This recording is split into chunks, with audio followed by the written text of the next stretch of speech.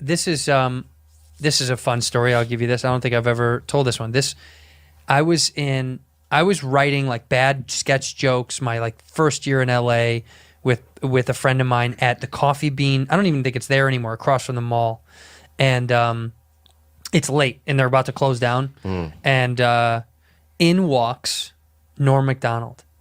And the girl says to me, who I'm writing with, this girl that I worked with at a production company, she says to me, she goes, "Oh yeah, you know who that is, right?" And I go, "Holy fuck, holy shit." And she goes, "That's the Bob Dole guy." I go, "The Bob Dole guy?" Oh, I would have ripped her eyes out. Hey, I'm Bob Dole. And pipe down, you damn hoodlum. I mean, I was like, "It's fucking NORM MACDONALD." And she's like, "No, I know, I forgot his name." I was like, "Oh, what?" God. So we sit there and I'm kind of fanboying out and I'm just kind of, like not trying to face him, and he's ordering coffee and I keep kind of looking over just to like, cause you just want to get a glimpse. Cause when I'm 22, I just moved to LA. I was like, fuck, holy shit, it's NORM MACDONALD. He comes near where the coffee is. He looks over. She's a pretty girl. Okay. And obviously doesn't see me at all. Doesn't know I exist. And he's kind of trying to talk her up a little bit. He's like, "Hey, what are you guys doing?" And she goes, "Oh, we're writing sketches." And he goes, "Oh yeah, I know a thing or two about sketches." And both of us were like, "Yeah, no, we know." Like, and I started stumbling. I'm like, "No, I was a fan of your sketches," you know. And he goes, "Oh, okay. Well, I'm gonna go next door. I'm gonna get a Steinbeck novel, Barnes and Noble. There used to be a Barnes and Noble." He goes, "Yeah, I'm gonna get a Steinbeck novel." I'm laughing, thinking he's just making jokes. And he goes, I'll be back. Okay, I'll be back." And he walks out, and I'm like, "Whoa, how fucking cool was that?" Hand to God, he comes back in with a Steinbeck novel and sits down by us and just starts talking. Oh my God. I swear on my life. Oh my God. It was almost like you started a NORM engine and he just wanted to talk. So he just started talking and talking and talking and telling stories. And I shouldn't tell it, like, I don't want to fuck it up, but the best story he told, I said, "What was your most, like, secret fun thing that happened at SNL that, like, you know, like, what was some inside shit?" And he goes, Smigel and I, Robert Smigel. If you don't know who Robert Smigel is, he's Triumph the Insult Comic Dog. Mr. Rickles, this may be presumptuous on my part, but I would be so honored. May I sniff your butt? He goes, "Smigel and I, we used to write sketches for Tracy, because we knew Tracy Morgan. We knew Tracy, you know, he was bad in table reads. He couldn't read for shit. You know, he's a fucking stumble through words, you know. So one time we wrote this sketch that we knew was going to tank. Lauren hated it. And we showed it to Tracy anyway because we knew he had trouble reading. He had someone helping him read. He had bad time with S's. So we wrote this sketch about this guy who's like a gay animal handler named Brian Fellows." Do you remember that sketch? Yeah. Brian Fellows? Brian Fellows spent 4 years in Thailand as a volunteer for and later director of the Southeast Asian Animal Rescue Project. He subsequently served as Director of Animal Operations at the San Diego Zoo and Undersecretary of the Interior for Wildlife Management. Brian Fellows, Brian Fellows, Brian Fellows, Safari Planet. And he goes, if you look, the best part for us was it was Brian Fellows, 'S, Safari Planet. It was 3 S's in a row is the sketch that we pitched. So in the room, even though the sketch was bad, we knew Tracy would go, "Brian Fellows, this is Brian Fellows." I'm Brian Fellow! Yes, I'm well aware, and I didn't mean to insinuate anything by that. I apologize. Oh, that's okay. Let me tell you, I once saw a video of a monkey washing a cat. That's crazy! Okay. All right, this is nuts. You've clearly overstated your credentials, I'm and Brian wasting Fellow. my time here. I'm Brian Fellow. Good. Good, go. And take that monster with you and tell him to stop smiling at me. And Norm goes, he goes, "That is the funniest thing. We used to fuck with Tracy all the time." And dude, I was like, my heart was filled with comedy warmth. Yeah. This is the most wild part. Again, I don't believe that this happened. To myself, I'm going, this is a lie. You're making this up. Right. But she's my proof. We walk out when they finally close the doors. After they're like, "Mr. McDonald, you can stay." You know, the Coffee Bean kids are sitting just listening. We all walk outside, and he starts taking off, kind of headed north on La Cienega. And as a joke, my friend goes, "Do you want to ride? Are you walking?" And he goes, No, I don't want to get in the car with you." And we start laughing, and he goes, "Okay, shotgun." And he comes and runs, sits in the front seat. No. I swear to God on my life. Oh my God. Her car. I'm sitting in the back seat. and he's showing us where to go, and we drop him off at his house, and at this complex, and he gets out and he kind of opens the door, and we didn't say anything the whole car ride. Right. We just listened to him going, left here, right here, and he gets out and he turns and looks in the car, and all he said, he just goes, "Good luck," or whatever, and closes the door. Wow. Yeah, that was my Norm Macdonald moment in comedy.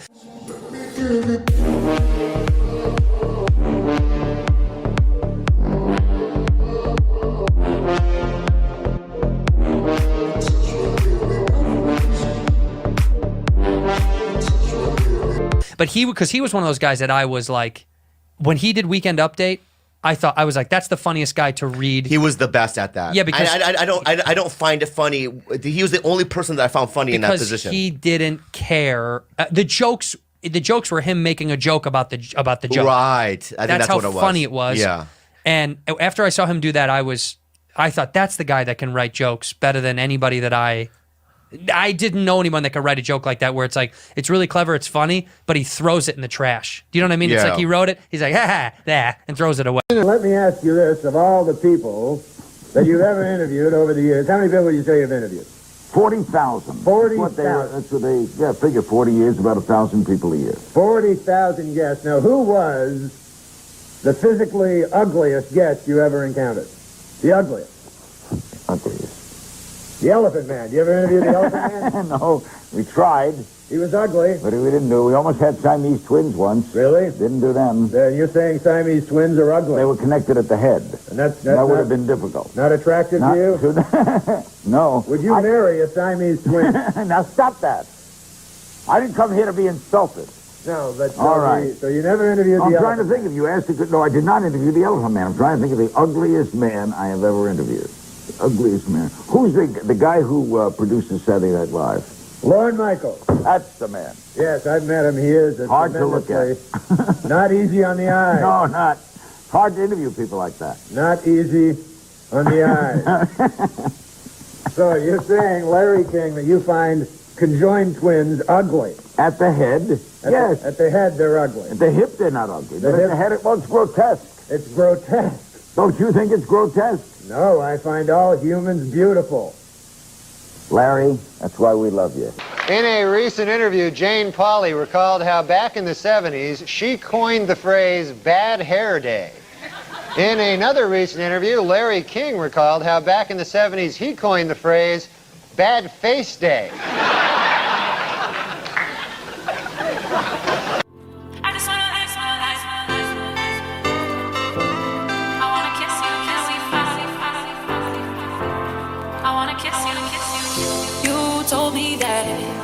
We should go our separate ways, but now you're back.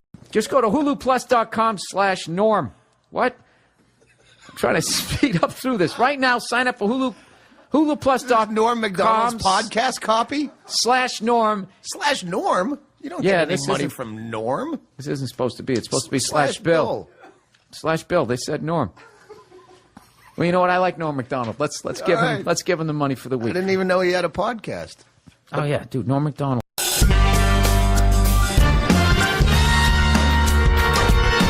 Hey, welcome to the show. This is a podcast, but it's on the TV also. And I'm here with my trusty sidekick, Adam Egas. That's right.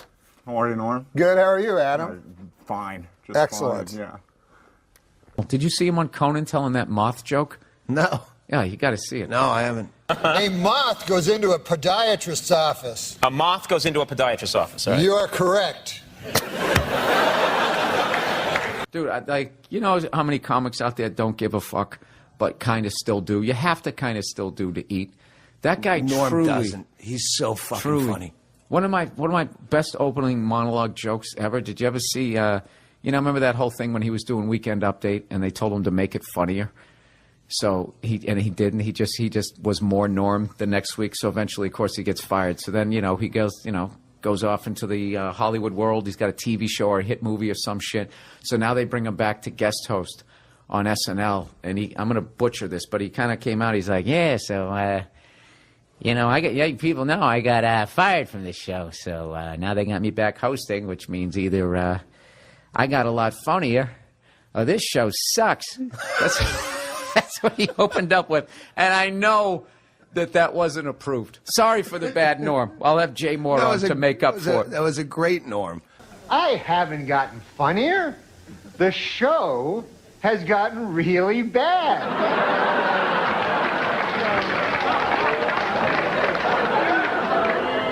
So, yeah, I'm funny compared to, well, you'll see later. Okay, so let's recap.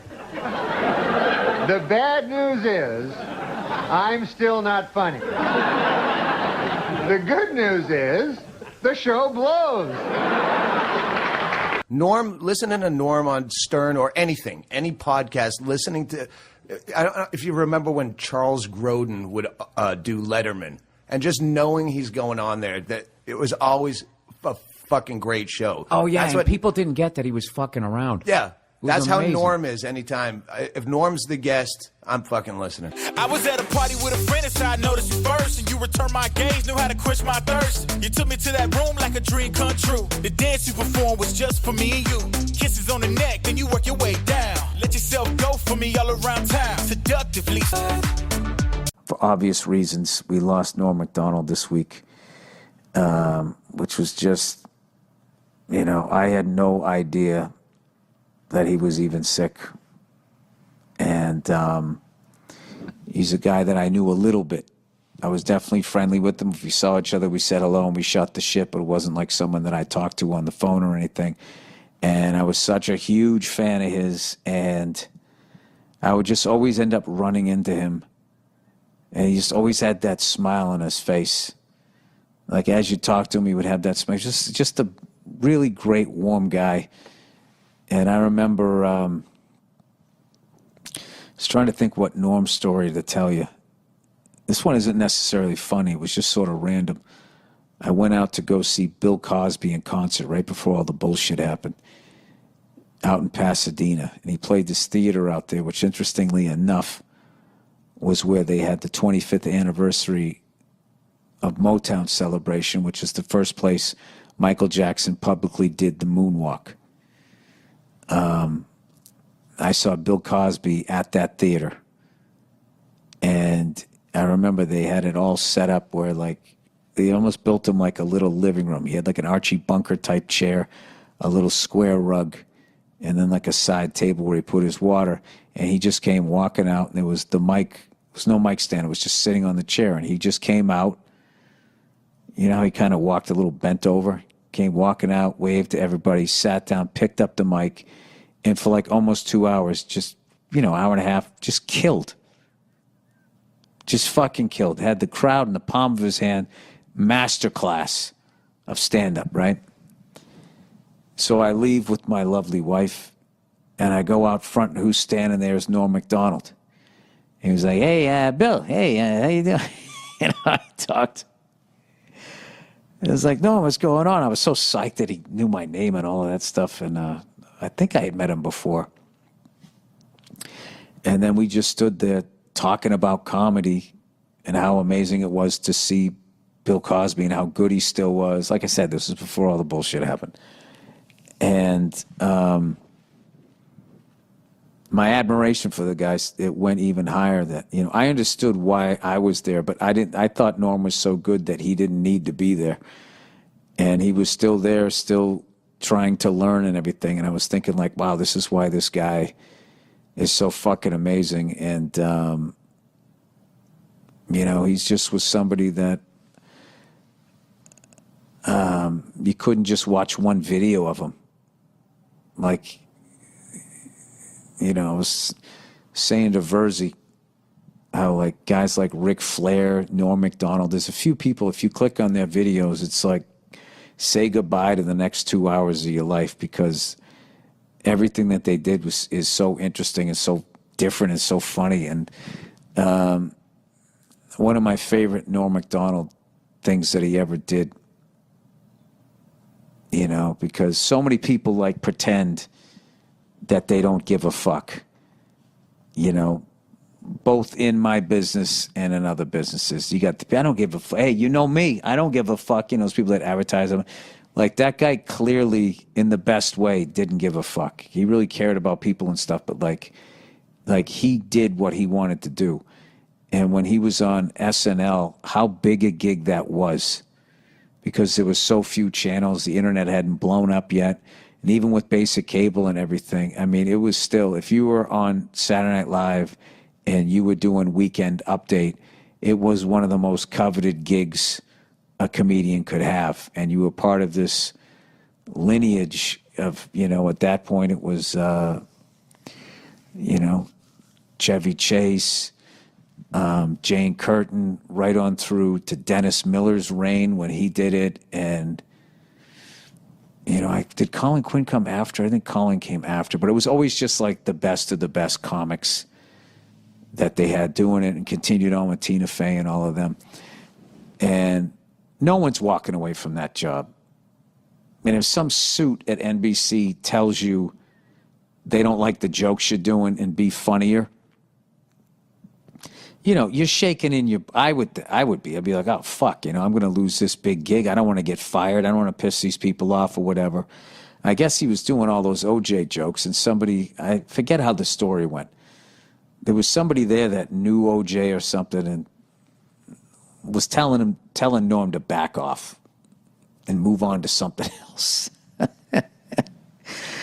So what does Norm do? He just doubles down and he just does even more OJ jokes, which is like, you know, the balls that took to do that. And he ended up losing the gig. He got fired. And people loved him and he was fucking hilarious, but he, you know, he didn't back down to the big fucking guy over there, and he ended up losing the gig. So, you know, as luck would have it, I think it was Dirty Work, came out like a year and a half later or so. So he has to promote it, and he's on the press thing. So Lauren has him back and has him host the show. And I remember he went out there, and his opening joke, he just comes out. And he was just like, yeah, you know, something like this. Yeah, it's good to be back. You know, I actually got fired from this show about a year and a half ago because they said I wasn't funny. And now here I am. I'm hosting the show. So that means one of two things. Either I got a lot funnier or this show sucks. And then he had that big shit-eating grin on his face, and he started laughing. And then he proceeded to do a bunch of OJ jokes. Then it occurred to me, I haven't gotten funnier. The show has gotten really bad.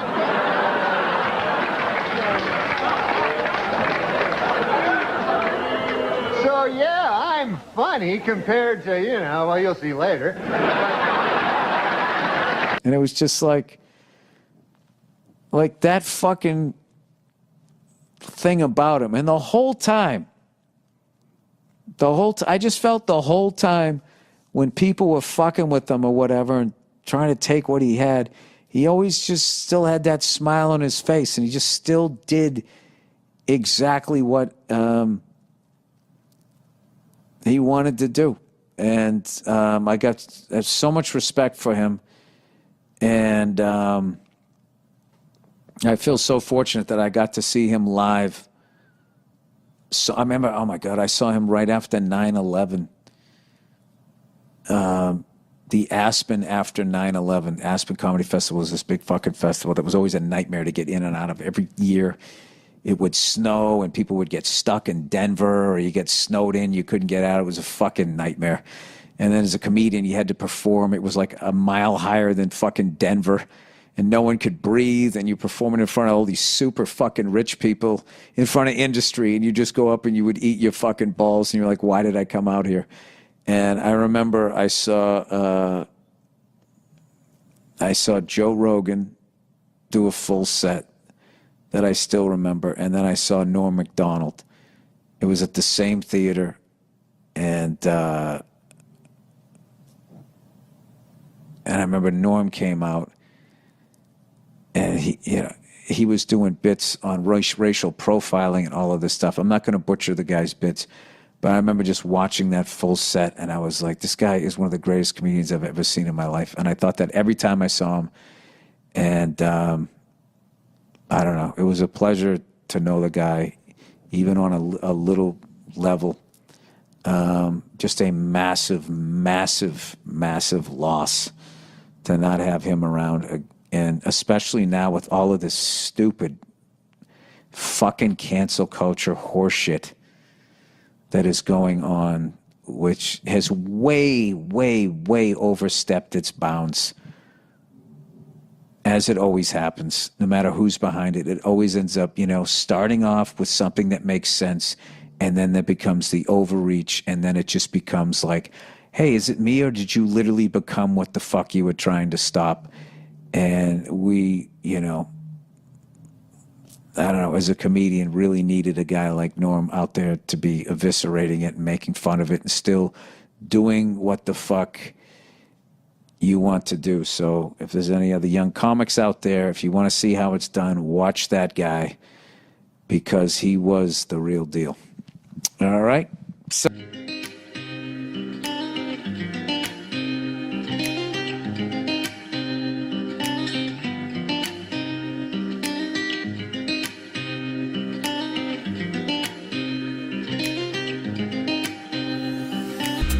once again, rest in peace to the great Norm MacDonald. Just truly, without a doubt, one of the greatest stand-up comedians I ever saw in my life. And just such a great guy. And it's just so sad that he won't be around anymore. But I actually got off the plane in a better mood from just watching literally the beauty of who he was and his work. When I got off the plane, I was actually like, I don't know, there's something about him. I just thought he understood life. Just a really warm guy. God damn it. It's always those guys that go. So there's your lesson. Don't be nice. You'll live forever. All right. And in a related story, this week marked the 5,000th performance of the Broadway musical Cats. It also marked the 5,000th time a guy turned to his wife and said, "What the hell is this?"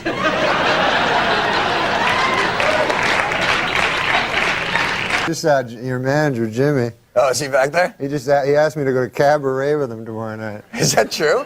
Was that, do you think it was a date? Or? I don't know. I never heard a dude ask another dude that. So what'd you say? I said no. I only went to one musical. I went to Cats. You remember that one? With the cats. Yeah. Yeah, they dress up. They actually are it's cats. It's actual cats. Yeah. I know. I was stunned. And I say, there's a dude working there. I say, good God, man, that's about actual cats, right? So the guy goes, well, what the hell you expect? It says cats. And I go, I don't know. I thought it was like a symbolism. You know what I mean? Yeah, sure, right? I mean, if you went to like Dog Day Afternoon and there's a bunch of dogs in the afternoon, you'd want your money back. Literal, exactly, yeah. Don't have to sweat it, you're a Cobra boy. All right, so, let's see. What the hell was that? What was what? You just sang. Oh, yeah, I did, didn't I? 'Cause we're the Cobras, so you better look out.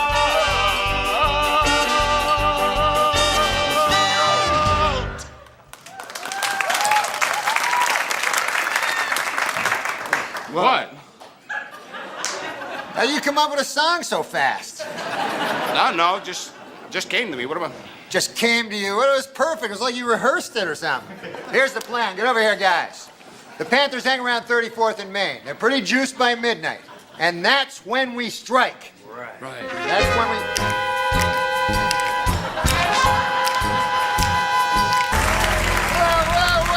Whoa. What the hell is this? What are you doing? We're being cobras. Ah, look, that's it. What is up with you guys? What? He started singing, then he started singing, then he started singing, then he started singing. So I started singing. It happens. No, it does not happen. This was clearly choreographed. The Panthers are coming to get you. I saw them down the street. Okay, now listen up. Here's the plan. We're gonna ambush the Panthers. Honey! Oh, no, that's not good. Okay, Big Jake!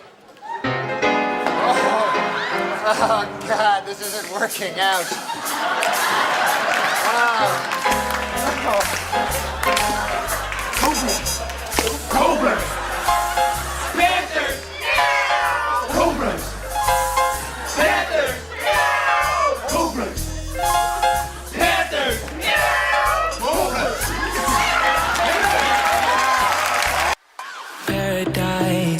With your body, I don't wanna share. We're making dynamite, explosive love intentions building in the air. I saw a wonderful play. A guy went on a trapeze over the audience. This was at the height of the AIDS epidemic, and he cut himself. And his blood, his AIDS, his AIDS-filled blood went all over the audience. We never cheered because we were afraid to be politically incorrect. So instead, we contract AIDS. But wait, you were at the show? Yeah. You were being sprayed with AIDS blood? He had the, I think, best word choice of maybe any comedian I've ever seen. Yeah. He intentionally mispronounces words. Because the biggest show right now in the planet is Kate and Ashley plus what? Kate, John and Kate. Spit all over me. That's all right. John and Kate plus 8. You did it. You did it. Yeah. When he knows, he knows how to say TV. He says it's the TV. What are you doing now? I just saw on the TV my hair. Okay.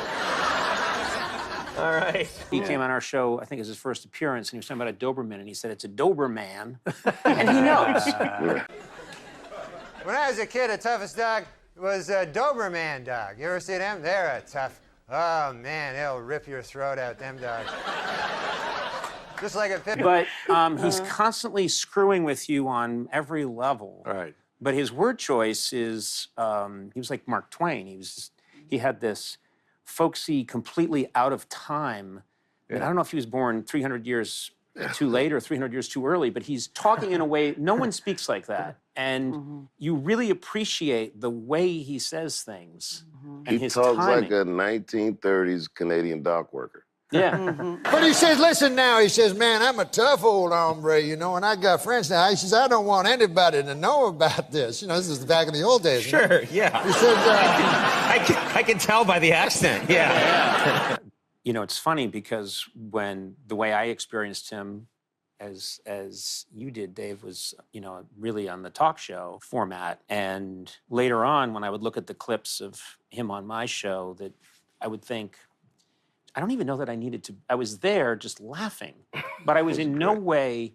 He's totally self-fueled. Yes, it's nice when you hear the audience there, but he's also, when I look at his appearances that he did with me, I think I didn't need to be there. Right. I mean, I'm glad I was there. I'm selfishly glad I was there. But he's talking a lot about. I mean, he's talking a lot about mortality. He's talking a lot about death, and obviously now that people, you know, comics talk about that all the time. His face, his eyes, and his eyebrows. I always said there's something almost like a jack-o'-lantern. He's got such a great, his expressions when he's talking about after someone's completed the act, when he becomes, you know, what am I going to do now? I'm going to go down and have a cheese sandwich. He's such a terrific performer. I mean, he's really just got this. I got a wife. You got a wife? I just got married because I thought, go through that charade, keep appearances up. Oh, yeah. That's the kind of thing you tell if this were a memo. And he's telling the whole story like a great 1920s silent film comic. He also had an infinite collection of old stories, I think probably from, you know, rural Canada or traveling salesman stories. And I would be delighted because, you know, he'd come out and I'd be laughing. It was the only person I could say this about. I'd be laughing before he did anything. He'd come out from behind the curtain and he's got those cheeks and those eyes. And I've looked at the tape, I'm just laughing. He hasn't done anything yet. No, I'm from a little town. It's called Monkland, and it's only 108 people. 108? That's small. It's country, you know. It's really rural. And but man, I'll tell you, there's lots of funny stories from there. Well, I'm sorry we don't have time. Thank you very much for coming, Norm. It was good having you here. It was Norm MacDonald. Good night, everybody. Because farm really? people, you there know. are funny stories from this town. Yeah, because farm people, they all seem to be, you know, there always seems to be a funny story. I remember one time. There better be, Norm. And then Norm, how are you? And he's like, about a farm. Yeah. And I know immediately this is complete bullshit. And I'd say, well, you know, the whole thing is a complete waste of everyone's time, and it's joyous Right. because He's reveling in it. He's reveling in every second of it. My experience was so chaotic. You know, I thought this guy is Evel Knievel. He's going to jump Snake River Canyon. He doesn't care. But he put a ton of work into what he was doing and worked it out a lot of the time. So I don't know what that process was, but I mean, this really impressed me with how self-contained it is. Some days we get closer. Things that we never really needed. Promises that we never thought of keeping safe. I guess it's never over if we never got it through. All I've ever heard about Norm is that I think he was the most widely read comedian. Very widely read, highly intelligent. I think a great, great mathematician. I mean, things that you would never think. He was talented in all these areas. And choosing, what's my diction? What's my word going to be? What's the right word here? And what's it exactly going to be? So you get this, because he seems reckless, but he's also ruthlessly planned everything out and thought it through. Yeah. And they don't seem to go together, but with him, they do. Yeah. What was it like working with Norm? Norm's a special guy. Everyone who meets Norm, you can't help but fall into his cadence. Yeah, Rudy, how you doing there, Rudy? I knew a guy named Rudy one time there in Toronto, And then, of course, he'd go on 5 minutes later and do a corny punchline. Everyone that meets you does an impression of you. What? You're one of those guys that you make such an impression on people that everyone that meets you does a Norm MacDonald. I don't care for any of those impressions, by the way. You know how they say impressions are the highest form of flattery? Well, no, they say it's the highest form of flattery. Yeah. Anyways, imitation is the highest form of flattery. Yes. Yeah, he's a rare and special guy. He was a brilliant guy. He was a brilliant mathematician, actually. Really? Yes, in his younger days, and he got moved ahead in grades, like way advanced in grades, probably more than he wanted to. Oh, wow. Because he was like in high school at a very young age, and kind of felt a little, out of it, because socially he certainly wasn't at that age, but he was so brilliant mathematically that he felt a little awkward socially being moved so far in advance. Oh, wow. Okay. But you can tell how brilliant he was, because that, math figures into comedy. And timing, right? And you can tell that's what goes on with Norm. Anyways, this is what I get. I do a perfect you. I go, all right, let's hear it. Hey, how you doing? Hey, I can do an impression of myself. Yeah. Hey, what's going on? Hey. That's the impression. I've never heard you say that. Hey, what's going on? Hey, what's going on? Hey. Sounds like you doing an impression of Brewer doing an impression of you. Hey, Dave Dickman, yeah. And come to think of it, I got addicted to you. Oh, no. And come to think of it, I need somebody like you. Oh, no. I need someone like you. Any funny stories you'd like to share with us about you and About Norm? Yeah. I don't know. Well, he's passed. I don't think he'd mind this one. Norm loved to gamble, and there's no secret to that. And sometimes he'd go in on Sunday to the office there on SNL, and he lost a bet or something. I guess it's a big one. And he was really mad. And then he tried to stomp on a phone, and he wrenched his back. But he was so mad that he said he slowly pulled the phone apart to assuage his anger, but he did it really slowly because his back hurt so hard. Oh my goodness, Norm was one of a kind, that's for sure. You definitely will be missed, absolutely. The iron horse of broadcasting. It's iron. You don't pronounce it iron. That's what everybody tells me. It's the iron horse, like Lou Gehrig was the iron horse of baseball. Yes. The word I-R-O-N is iron. No, iron. Iron. Right, not iron. It should be iron. That's what makes English the world's toughest language. Yeah. Right? Sure. It is the Because toughest language. to To me, learn. it's the easiest. Yeah. And take a look. it's cast iron. It's if I cast remember. iron. Iron. Cast iron grilling grates that Are are you kidding when you say iron? You know what? Don't be like fucking Larry King. That motherfucker, I say iron and he's up my asshole for fucking 4 days. I heard you had Larry King on here. Cast Your show iron- that's amazing, by the way. No one Cast- gets on Larry King. Cast Larry iron- King gets you. Cast iron grilling grates. Look at that. Why doesn't that clock work? Why doesn't that cock work? That No, clock it's- works. my cock works Oh, just this fine. clock It's over my here. Your mind is going somewhere, Norm. No, I thought that's what you said. I was trying to. What? No, iron horse. What do you say? Iron.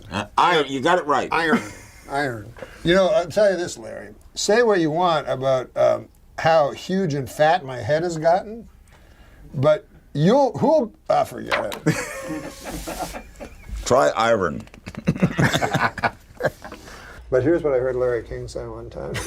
This woman had lost her child, for some reason, dead, And then Larry King said, Paul Newman told me you never get over it. Like a psychopath crushing him. That's what I heard Larry King say to a guy once. The guy had lost his child. Oh, no. And Larry King goes, Paul Newman told me you never get over it. It's like some unfeeling psychotic. I had all my kids on Larry King one time, and I had my little boy Buck. He was about 7 then. I had all. You mean all it was 5 one of those my, ones where it's a bunch of chairs yeah, in there? Yeah, all 5 of my kids and. On set? Yeah, getting interviewed there, and he asked to talk to everybody, and then he looks at my little boy and he goes, "So who's your mom?" Well, he said he never researched. He doesn't do any research. He goes, my kid goes, "Mom."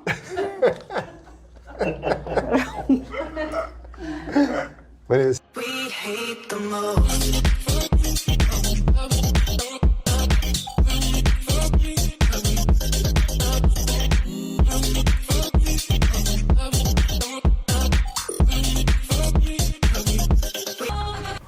That's the one thing I fear is dying. Man, that haunts me. Because the thought of not existing, it's like, what the new thing they call it is? Dirt nap. Good God, Larry. That's what they call it, a dirt nap. You would not say that on Hulu? No, I wouldn't say that, but I'd say it here.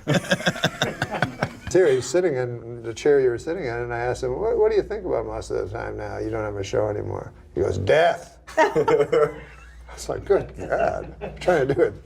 I'm trying to do a little breezy conversation. And then he's like, I don't believe there's anything afterwards either. Just dirt. You're smothered in it. I'm like, all right, easy. And he looks like he's been already dead 10 years. He looks so much older than he does, doesn't he? We saw him in Hawaii. Calm your fears about death? Yeah, please. Be serious. Are you being serious? I'm being completely serious. Because I used to be, as he knows, obsessed with it. And I would ruminate it all night on it. And then I came to a realization that you and death will never intersect. As long as you're here, death is not. As long as death is there, you are not. Yeah, but since you know it's coming. Oh, but you don't want that. And we were like, Jesus Christ, it's like, like a gargoyle. But then the next month or so, remember, I went to do a show, and he looked good. Like, I guess they put makeup on him. Oh, yeah, they get the people that work over at Madame Tussauds. but then he lights up, of course. It's like those performers that, like Rickles, and then he's on stage, and all of a sudden, so that's the great thing, I guess. You want to go... But knowledge, I have the knowledge. I can't take away the knowledge that it's coming. I don't believe I'm going anywhere. You don't? Do not believe in a higher power looking down on me. Why a bomber in Boston? Because if there is a God, he's omnipotent. Yes. If he's omnipotent, he could prevent it. Yes. Why didn't he prevent it? I don't know, man, but you got to stop get in. hanging out in that hot tub with Bill Maher all the time and it sounds like you got a God-shaped hole in your heart. What the hell are you talking about? Hey, Mr. Thornton, man, how did you come to be on that episode of Norm MacDonald Live? Had you met him before, or what the heck? How did that happen? How'd it come about? Yeah, I've known Norm over the years. Sure, yeah. Nice guy. He's my favorite comic. You're one of my favorite actors. I got to tell you, Norm is hilarious. It's hard to beat Norm. You did that big arena tour, didn't you? I did it's me and Sandler and Spade, Schneider, Norm MacDonald, and How funny is Norm MacDonald? Oh, he's amazing. Ah, what? Who's the funniest out of that group? Like I don't know. Can I speak from the outside? It's weird because like one night it's him, one night it's that's this thing about that's an all-star lineup right there, and Norm MacDonald is a funny motherfucker, dude. I just watch. I don't watch comedy. I just watch clips of Norm MacDonald. That's all I like. Yeah, I like Norm. He's the best. Yeah, Norm does it for me. I haven't seen the show. I saw a couple episodes. It was pretty good. Of the I used to love Netflix that show? podcast. It's the same thing, basically. Yeah. But there's a magic to that podcast because it came out of nowhere. Right. You're just not expecting Norm to It's the have best a platform. podcast ever. That first season of the Norm MacDonald podcast was... Yeah, it's the best podcast ever. After that's number 1, Cumtown number 2, Rad Dude Cast number 3. This is you may get annoyed at this, but this one time I was listening to a bunch of old clips of Norm MacDonald, and Norm was talking about the Death Squad. Oh, Have you heard that? He talks about me a lot. It is so fucking But it's funny. weird. It's really so strange. It's like, funny. why the fuck does Norm MacDonald? Because he was like, Death Squad. It sounds like a fucking group of fist fighters, not a comedy crew. You're like, what? He is so hilarious. It's interesting. Here's what it is, though. To me, He did a Death Squad show also. So well, he's talking shit because he likes it, right? He likes to mock things. You only mock things as a comedian that you enjoy. Like when we shit on each other, we joke around about each other's shit. It's only because we fucking enjoy each other. Otherwise, there's no way to really know if you get along with someone if you can't joke around.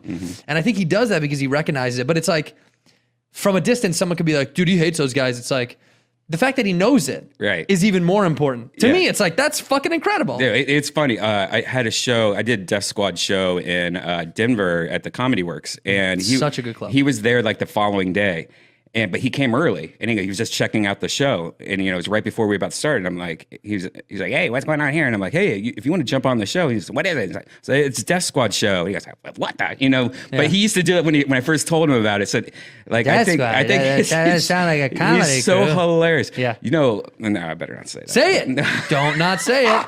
Don't not say it. The name of this episode is going to be Don't Not Say It. Okay. Come on. One of the most funniest things about this is so mean, but one of the funniest things about Norm is like he really helped me out with my hygiene, hair hygiene. Yeah. Because that night when I was like talking to him, I look over to him and he had like literally a black like it looked like a bush, like a woman's 70s bush coming out of his ear hair. He had a pussy ear? And it freaked me out. So that night I went home to one of those like hotel mirrors that's really close up. Right. I look and I had like 2 of them. I'm like, oh my God, no one told me about this. And so now I've always wanted to like tell him like, Tell hey, him that man, he was the inspiration? you got like a quarter-sized bush hanging. Well, now I hope he sees this and hears this. I feel bad. Yeah, the Death Squad guy says I got a lot of ear hair. Fuck him. But Man, what did you want somebody to tell you? Yeah, no. Honestly, dude, most of us probably want somebody to tell us, but for the most part, we're so embarrassed about these shortcomings that you're like, please don't let me know about that fucking shit. So now I'm freaked out about that and nose hairs. That's funny. Who gives a fuck? Right. If a comedian can't take a joke about that shit, I mean, we're in deep shit. Have you met Norm MacDonald before? I got to work with Norm, and I guess I mean I hope he doesn't mind if I tell him because this is a very endearing. Last Comic Standing. No, I did. Right? I did That the was season before. Okay. But I got to work with him one week, and we. What did you do? Oh man, I watched every single set he did, and it was so cool. And we actually got. You know what? I already got into the story, so I got to tell it. But Let's hear it. Yeah, that's fine. He wanted to get high. Yeah. And so I was like, okay, I don't really get high before shows, but afterwards, cool. And Sure. he's like, no, now. Well, when Norm MacDonald says now, right? You say yes. Yeah. Correct. And he goes and hands me the joint, and I was like, okay. And then he hands it back for a second hit, and I was like, no thanks. And he goes, what's your problem? And I go, well, I'm just worried I'm going to repeat a joke, and I still have to go up and bring you up because the opener was on, right? And I was hosting, so I still have to go up there and bring you up. And I just don't. I already did some jokes earlier, and I just don't want to tell the same joke again. And he goes, that's insane. You're an idiot. Smoke this. And so I smoked it, and then we go inside, and I'm so high. I go, I'm just going to bring you up. I'm not going to do any time. I'm just going to bring you up. And he's like, no, do a couple minutes. And I go, no, please just let me just bring you up. And he goes, no, do 5 minutes. This guy's doing really well. Give me, take a little, do a little time in between. you need a little buffer between comments. Yeah. Right. I said, okay. So I went up there, and I was so high, I was like, I don't even remember what I said in the first half of my set, so I'm just going to tell jokes that I haven't told in years. And when I told a joke, so you told the audience, you let the audience in on the fact that you had been. No, the audience didn't know. They didn't know. So I would just tell. Okay. Oh, so you just said that to yourself. I'm just going to do jokes I haven't done in 5 years. Yes, Okay. and I walked on stage and I would tell a joke, and then I would watch the audience, and if they laughed, I would relax and go, okay, that one down. And I did that the whole set. It was horrible. I was so stressed out, and then I just said, ladies and gentlemen, Norm MacDonald. And I look over to my right, and there he is walking the opposite way. and the feature turned him around and pointed him to the stage. Over here, Norm. That's how high we got by accident. By accident, like you tripped on a joint. Right. But I mean, I love the peer pressure from Norm, though. That's awesome. It's like a high school and middle school all over again. And he's my hero, so I just, for me, that was I was a little worried about him. But then he walked on stage and he opened it up with this great bit, and he was crushing. Right. He was destroying, and then he got the light, and then he started to wrap it up, and he started to tell the joke he opened with, and I started to freak out. I was like, oh no. Oh no. Yeah. And the audience thought it was a joke. They thought he was being Norm. I'm sure. But when he delivered the punchline, and it was the same punchline, they realized he had just forgotten his joke, and they didn't laugh. They felt a little betrayed, and he walked off stage in complete confusion. And that bit usually kills. And then the feature goes, "You told the same joke twice, you idiot." And he goes, no. And then he looks at me and he goes, this is your fault. And I never got to work with him again. That was the last time I worked with Norm. But you know what? With Norm MacDonald, though, that's Norm. He's so irreverent that you'd almost expect it. He can do that. Yeah. And all this, that's a bit in itself. I mean, look at the cauliflower joke he did on the roast of Bob Saget. Yeah. That bit, he purposely went up there on that roast and bombed on purpose. Yeah. And it was genius. Yeah. And have you heard that bit? Watch Norm MacDonald roast.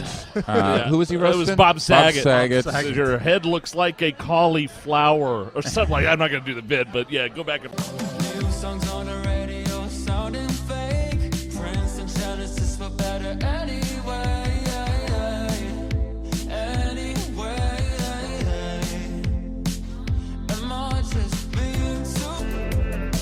Your favorite guests are always like the Bill Burr, Norm MacDonald. This might go off the rails really fast. I type mean, of guys. yeah. I mean, Norm MacDonald, one of the great talk show guests of all time. He invented something that Norm MacDonald invented this amazing thing that I've never seen anybody do before or since. It's kind of like he split the atom. It was that revolutionary. Norm would come on and he would, instead of telling you a real story, like if I had you on the show and you're like, hey, Bill, tell me, well, and remember I was living in Chestnut Hill once, and you would tell a real story about what happened to you in your life.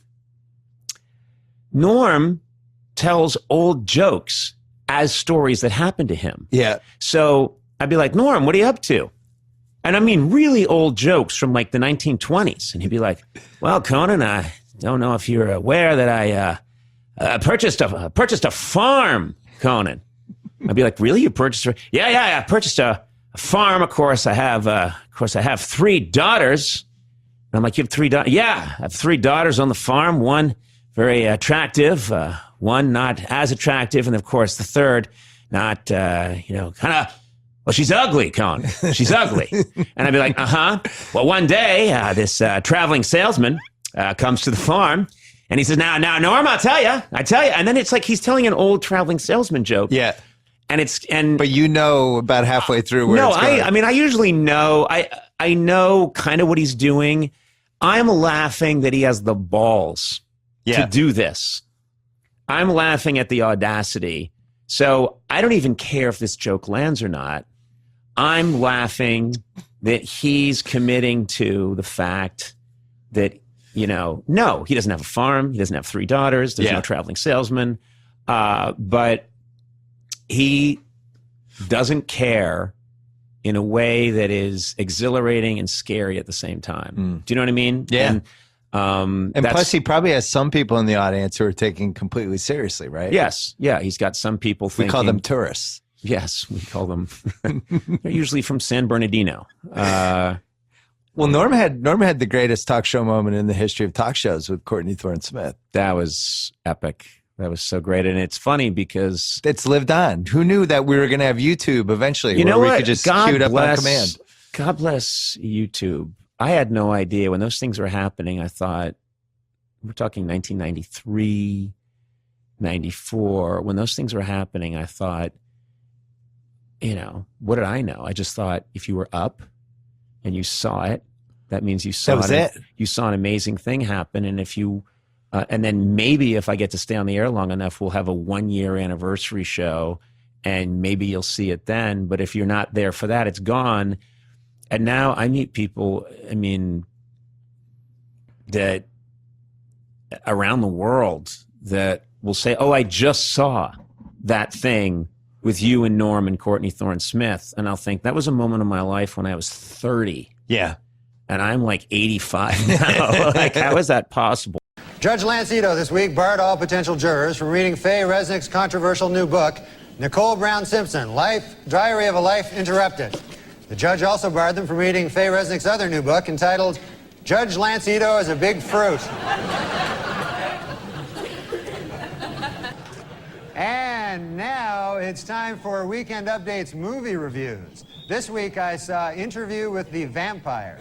And here's my review. Not gay enough.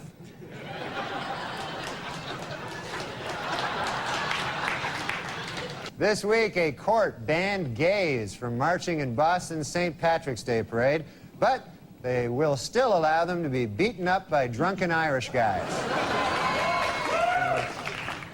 I'm afraid to know what you're applauding at there. Okay. Meanwhile, Elton John continues to deny rumors that he is engaged to his tennis racket.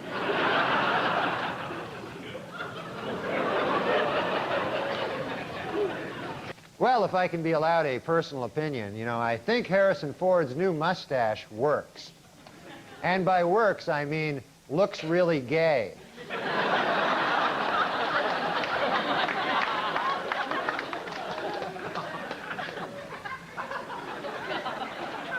In overseas news, an attempt to lift the ban on gays serving in the British Armed Forces has been defeated in Parliament.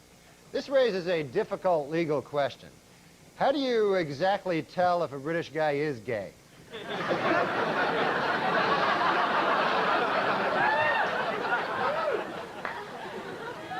In an interview in this month's Vanity Fair, actor Tom Cruise attempts to end once and for all rumors that he is gay.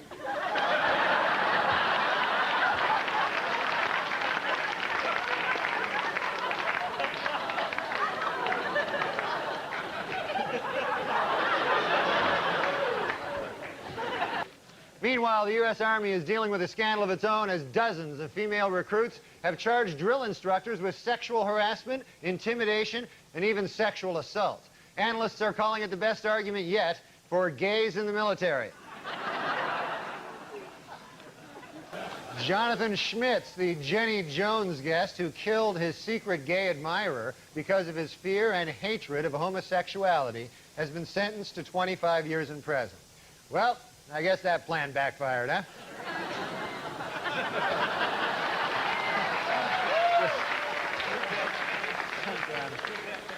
And it's been reported that Keanu Reeves is engaged to actress Amanda Decadina.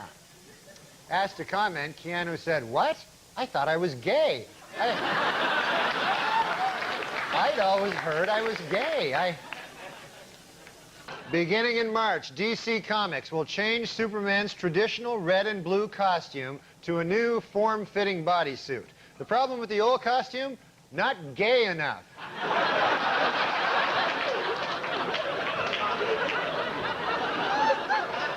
What the hell's going on in the country? That's not Superman. All right. TriStar's Picture is planning a film about the 70s disco act, The Village People. While the movie will be coming out next summer, it plans to wait until Thanksgiving to come out to its parents. The artist formerly known as Prince says he now wants to be known as simply the artist. Meanwhile, I will continue to refer to him as simply the Fruit.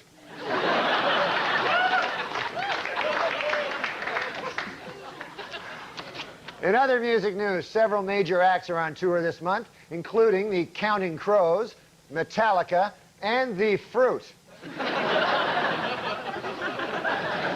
A study on weight loss revealed this week that women who participate in a weekly diet program lost 50% more weight, snacked less, and bought more fruits and vegetables than women in general. Which just goes to prove my new theory: Richard Simmons is gay.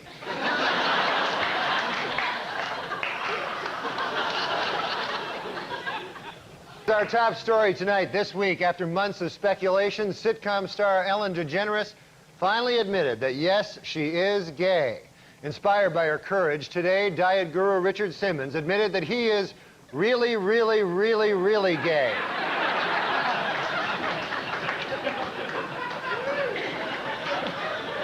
But here's the problem with taking pictures. Yeah. Photographers are largely flamboyantly gay. Right. And so then when they take, a good look for them is a flamboyantly gay look. Right. So when they take your picture, you know, they want you to look flamboyantly gay, and then you're like, can I look a little less flamboyantly gay? And they're like, no, this is good. I'm like, I'm wearing a dress. Well, again, it's tonight and tomorrow night. The Comedy Works in Larimer Square. Thanks so much for toughing Thanks, it out man. without coffee. It's great this to was meet fun. you. Thanks Thank a you, Norm. lot. All right, on over. Excellent suit. Thank you. Yeah, it's Yeah, I just like that one. brand new. Oh my. Let's get back over to Angie and Chris, please. Wait a minute. Norm, what is wrong, Norm, with flamboyantly gay? Yeah. I ask you. I ask you, Norm. Ooh, hit a little close to home this morning, didn't it? Did you see this outfit? Did you see this thing? This is what you should have worn for the headshot, Norm. Come on. Panache. It is cool. Huh? Come on. You wore that between what he's wearing now and ending up in the dress. That was halfway. It is cool. Norm could have worn this. Oh, yeah. Wow. Hey, Johnny Weir called. He wants his outfit back. Oh, hey now. He's talking to you, too, not me. I don't know who he's talking to. I don't know. Maybe he's talking to me. Because Johnny Weir would look fabulous in this. Look good in either one of these outfits. Yeah, see.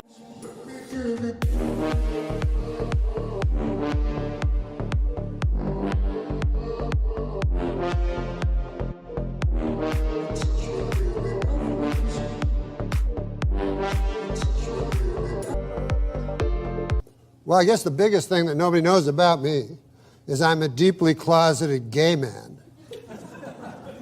What? I mean, that's, you're a gay man? I'm not gay. I said I'm deeply closeted. I'm as straight as an arrow. What's something people don't know about you? I'm a deeply closeted gay guy. No kidding. Well, I'm not coming out, though. Wait a minute. What are you revealing here today? I'm not revealing anything. I'm saying I'm deeply closeted. Well, that means you're gay. Well, I wouldn't say that. Why would I say that? I'm deeply closeted. So you're a gay man who won't admit it? No. Do you know what deeply closeted means? Yeah. It means a man who will not acknowledge that he's gay. Yes. So I'm telling you, I'm not gay. No, but that means you're very, very gay, but you don't want to come out. You're so closeted. That I refuse to say I'm gay. Right. Exactly. But doesn't that mean you're gay? Hey, easy, buddy. Oh, this book will reveal much. You know, on your last show, I came out as a deeply closeted gay man. Yeah. And I'm not gay. But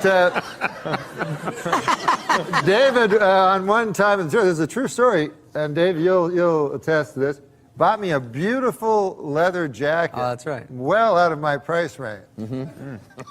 Now, I'm no one to take charity. I am not one to take charity. I'm saying I sucked him off. Surprise ending. You're making me out to be Hal Holbrook over here. I noticed because I'm very bad with me being alone with my own thoughts at night. A lot of times if I'm just in a quiet room without the TV on, like I'll just think too much to go to sleep. Yes. And it could be anything. It could be like, oh, there's a kind of a program I want to maybe work on tomorrow on the computer. Or it could be, hey, I wonder when I'll die. You know, and that, so I like having the TV on just for that. Are you good with your own thoughts, just laying there in the quiet? I'm no good. No? I try to, because, you know, you try something to get off the whatever the fuck you'd use to quiet your mind, you know? Whether it's booze or whatever the fuck, pills, whatever it is. But I try meditation, try that, you know. To me, it worked the opposite. Like I'm sitting in a room of people, they go, just close your eyes. They go, thoughts will happen. No fucking kidding. Racing hellish thoughts, you know. And then the guy's like, just let them go. I'm like, ah. And then you open your eyes, you look at some other fuckers right beside you. And I tried it 3 times. I could never get to any place of quiet. No, I need a lot of distractions, and I could still operate and work. Like I could make myself, you know, go to sleep, or if I'm working on a computer or something, I'm good with the TV on or something like that. But I need this constant little distraction, because if you're just left alone to your own devices, your thoughts will turn horrid. I stumped a fucking psychiatrist once. I said to the guy, because I was fucking gambling all the time, shit, right? I had a gambling addiction. I'm over it now, but shit. But he said... I bet you're not. That's a good one. He almost lost everything. Chip. Yes, Chipperson is very funny.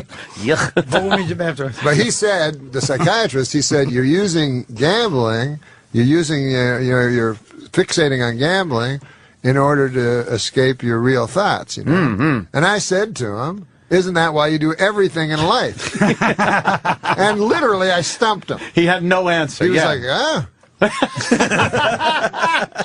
and then he recovered and tried to make it. But isn't that why you do everything? Yes. So you're not sitting at home just thinking about what's really going to happen to us? where it all ends? As I was writing this book over the past year and a half, I began noticing that some of the events and themes described within, loved ones becoming ill, and how comedy gets us through our pain, which is kind of a theme of the book, were coming true yet again. How crazy that I was basically living out many of my tragic moments from the book once more as I was writing it.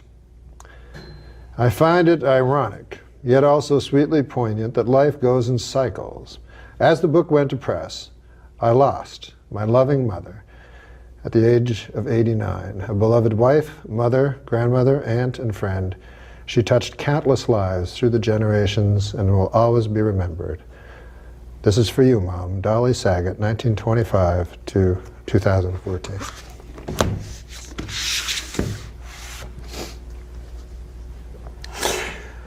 That's made up. She didn't die.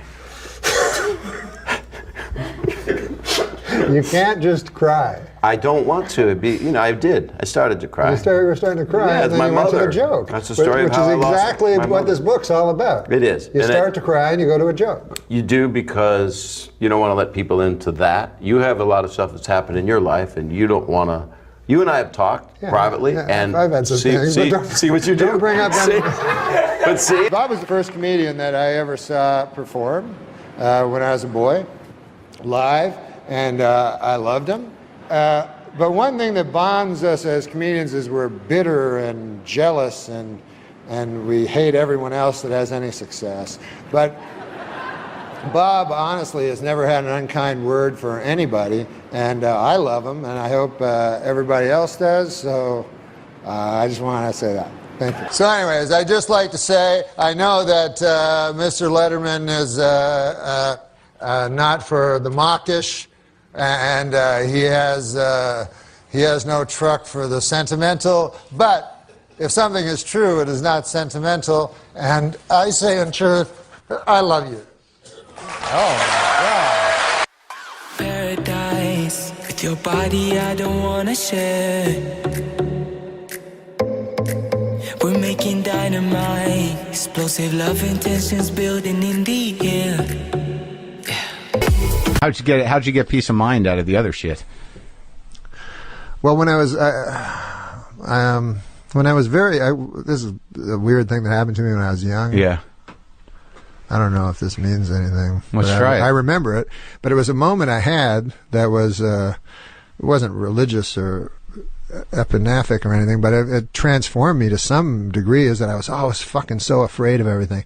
And if I went to a store, I'd have to walk around forever before I could even face a person in the store to buy a pack of gum. I don't know why the fuck I was like this. Yeah. But anyways, when I was 9, there was we lived in rural Ontario, and there was a blind friend of my dad's that I had to, he said, take him to the store. I was like, what the fuck? Like, I have to take this blind fucker? And I'm already shy and shit. So I'm taking him to the store, and then the fucker wants me to explain everything, describe everything to him. Yeah. So I'm like, there's some grass over here, and now there's a lamppost, and this guy's all happy. Wow, what about the lamppost? I mean, it's just a lamppost. Yeah. So it goes on and on, but something happened to me it sounds bizarre, but something happened to me where I was actually, instead of always looking inward, which I think I'd always done before that one time, I was looking outward. Anyways, while I was talking to him, I suddenly had a sort of a hysteria, like I was laughing. I started laughing and stuff. And I don't even know why I'm remembering this, but I started laughing about everything, and everything seemed like very, very funny to me. And then a couple of weeks later, I saw a homeless guy, and he was talking about, he started talking to me. Yeah. And he was talking to me about John D. Rockefeller. He's like, I was at John D. Rockefeller's funeral. Yeah. And all this shit. Yeah. And I was laughing at him and shit. And then he started laughing. And I was like, it's all fucking crazy shit. Like, something came to me. Yeah. Where I started, and so now I find everything funny except like fucking real serious. Like, I have no fear of going on stage or anything, but death and shit. Right. And so, but the other thing but the problem with laughing is I will get, it will build to a hysteria sometimes that I have to crank a couple of benzos to prevent a panic attack. Really? Yeah, I can get You panic can laugh attacks. yourself into an anxiety attack? Absolutely, yeah. I start laughing and then it gets out of control, like hysterical. It's and I still have extreme sensitivity to things. Like I can not to life things, but to like literature or art or something like that. I have incredible sensitivity. I kind of have to stay away from it. Like, what's an example? Like a painting or a... Yeah, fucking paintings. Like, I don't know anything about art, nothing at all. Really? But I have had fucking experiences that have been so hard on me. Like, one time I was in New York and somebody dragged me to a fucking art museum, which I hate art. Yeah. And I was looking at this picture of this girl, and I was like falling in love with her. She was so fucking beautiful, this fucking girl in this fucking picture. Yeah. And then a guide was telling me the fucking thing was written, drawn in the 16th century. Obviously, this lady was dead, long dead.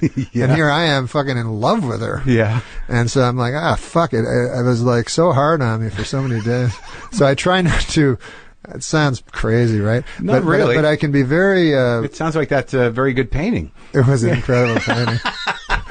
But like, it would make me cry. I didn't cry at my dad's funeral, though. Like, real life stuff seems so prosaic to me that it never really touches me much. So you have a sensitivity towards... Well, I mean, that's what art's supposed to do on some level. I guess for people like me that can't access feelings or something, it gets me. Well, yeah, I mean, I get that with I can get that with television commercials sometimes if I'm not protecting myself. Oh, you mean like where they really can manipulate? Well, yeah, you? Well, you jerk me around, but like I remember there was I can be manipulated without and know I'm being manipulated. Yeah. Like some movies, I'll just let it go. Yeah, I know. But like, if my girlfriend's afraid of something or needs some help, I'm like, I don't know what to.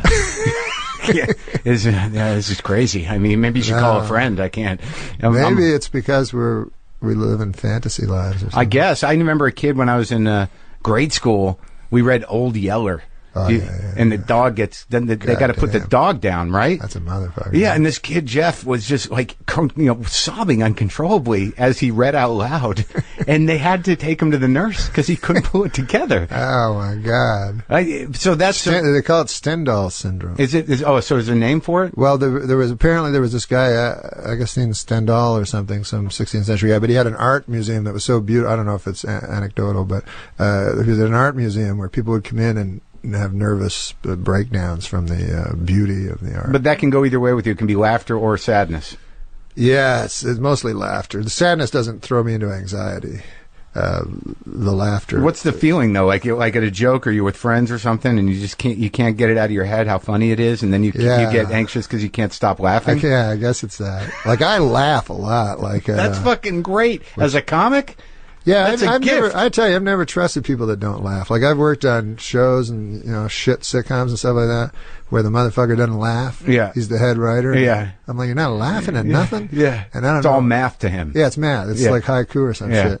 And like but the best guys I've met are the guys that are able to laugh and fucking It's stunning how Jay Leno outfoxed you again. Yeah, he's good. I know.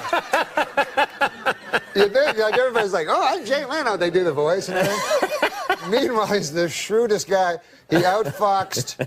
You're in good company. He outfoxed Johnny Carson, David Letterman. Every 10 years, some redheaded rube shows up. So that's the phone call you got. Yeah. Your agent's like, there's good news and bad news. You are doing the Tonight Show. It's true. Mm-hmm. But remember that discussion where you said, I'll never have to follow Leno again?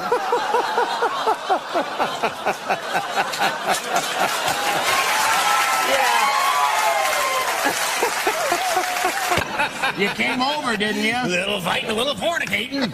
What's he, an old pirate all of a sudden? You notice how I didn't say it's 11. Hey!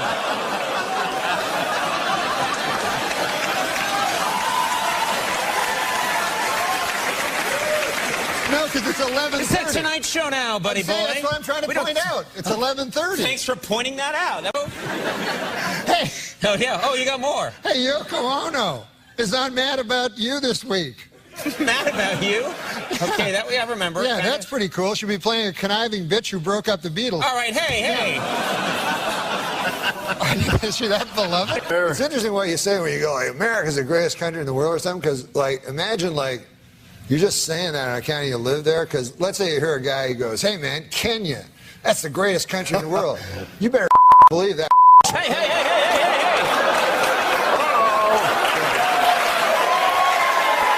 Norm's working blue. No. Okay, here's a windmill. Wait, you're not Norm!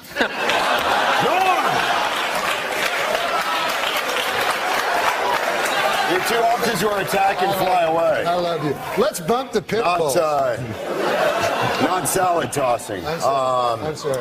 Okay. I'm going to return to my former sexual lifestyle. Well, yeah, what's that? It's trying to find a lady and convincing her to let me lie down on top of her. That sounds so romantic, the way you describe it. I want to lie down on top of you and take a nap? What do you... I'm just saying I'm very simple. I don't need no, I don't need no where they whip your balls or anything. Okay. I'll tell you this. What's that, Norm? My doctor told me I'm on the same dose that they give to the donkey for the second show in Tijuana. Okay, now listen. For the second show, you know? Why do I continue to have you on? And yet I love it. No, the second show. You really started the wrong end. Look, that's the bit there. All right. Well, So just top and tail it like that. Look, come on, wake up, stand there. I'm up to 4 segments. Why, you didn't tell me a number of segments? No. He wants the edges off, I think. Hey! Turn it around. Okay. What? Come on, no. You're gonna be tight. He does it and then goes, look what Norm did. He's nice and tight. This is not going to air. This will never be seen by anybody. This will never be seen by anybody. Just concentrate. We've learned. Norm, you're making me feel dizzy standing there looking busy. Right, here we go. Okay, come on. I'll tell you one thing, man. I'm not eating this.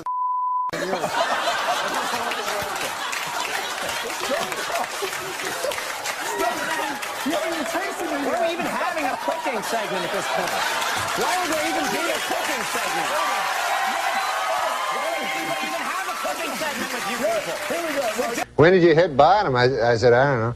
The cool part of it was, the girls all get up, right? And all their stories are all the same. Whenever they hit bottom, every story is the same. They're like, oh, when I hit bottom, I a guy for a drink, and you're like, oh. Every guy.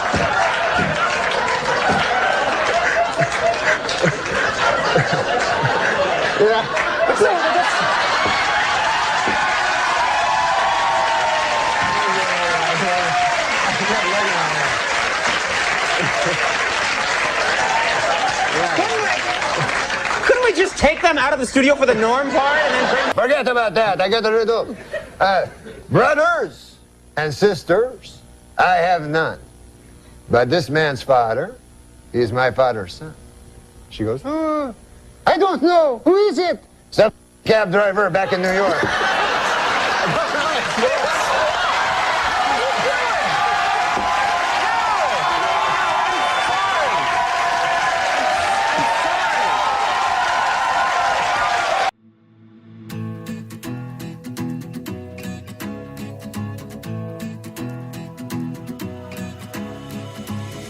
I've been searching for what's missing, but the answer remains. True, man. One time my buddy was with a hooker, he was telling me. Wait a minute, you have a hooker story? Yes. Here we go. And he said that he phoned me up once. He was in Vegas, and he's like, "Hey, man, I'm with this hooker, but I think she ripped me off, man, because she took the money, right? Oh no, yeah. She said something about like I'm gonna go into the bathroom to get a towel to wipe on your balls or something." Last week on Larry King Live, Marlon Brando made the shocking statement that Hollywood is, quote, run by Jews.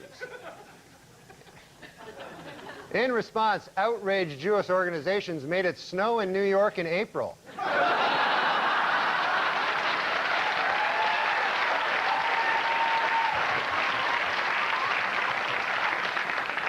Well, earlier this week, actor Marlon Brando met with Jewish leaders to apologize for comments he made on Larry King Live. Among them, that, quote, Hollywood is run by Jews. The Jewish leaders accepted the actor's apology and announced that Brando is now free to work again.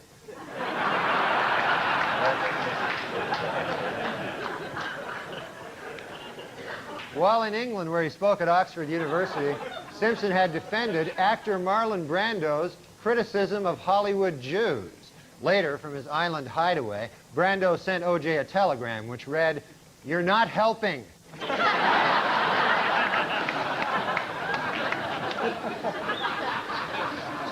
In Cincinnati, is Cincinnati Reds owner Marge Schott an anti-Semite? Well, it is beginning to look that way. According to a report out today, on the entire Cincinnati Reds team, there is not one Jewish player.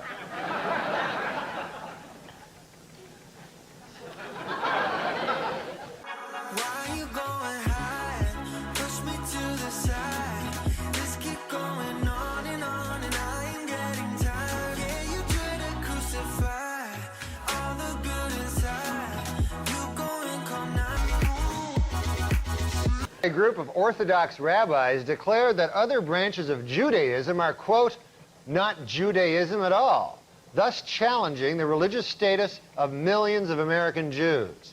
This week, that statement was rejected by Reform leader Rabbi Don Schonstein, who said, quote, our legitimacy as Jews flows from the richness of our Jewish lives, the strength of our Jewish communities, and most important of all, our deep and abiding belief in Jesus Christ. Finally, folks, next week, Jews everywhere will be celebrating the holiday of Yom Kippur, or as non-Jews refer to it, Wednesday. He's brilliant, Byron Allen. He had that Comics Unleashed. You ever do that? Oh, you couldn't be more leashed. Yeah, it's nothing.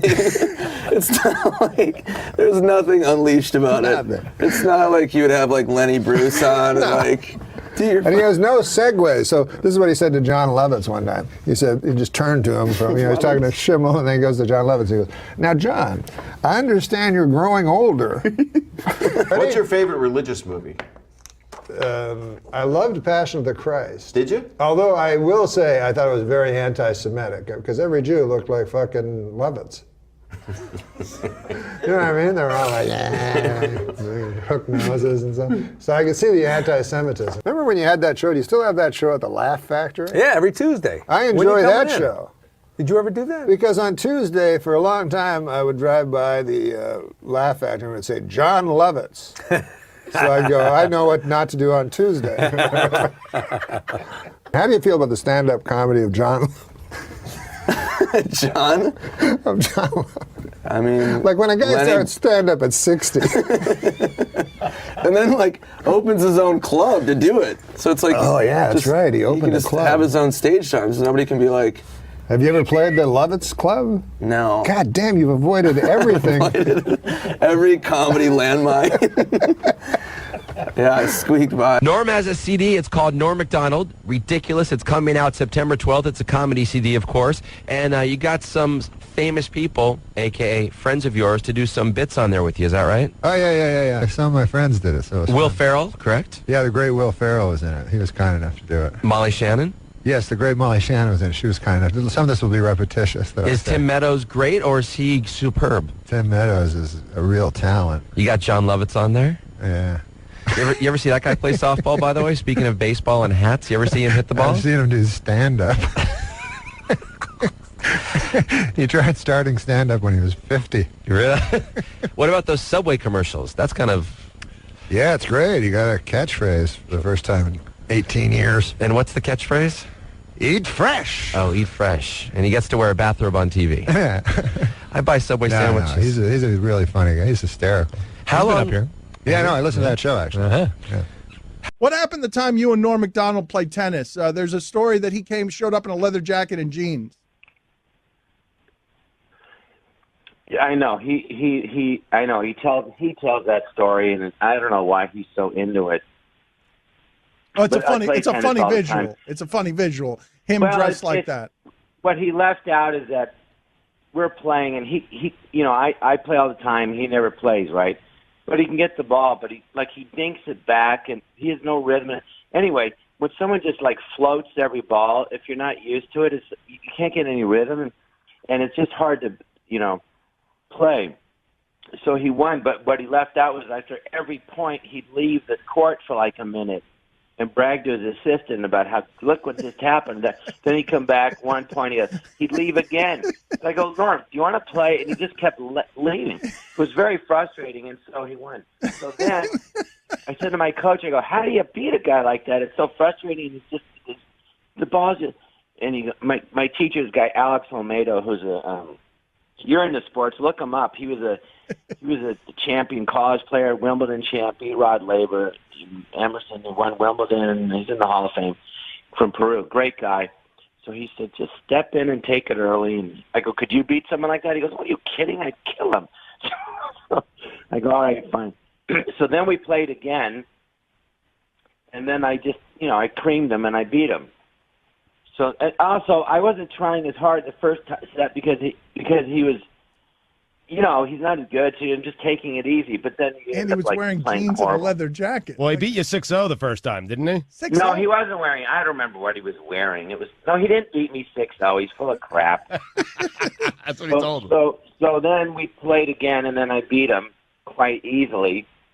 And he goes, let's play again. I said, no, I don't play you again.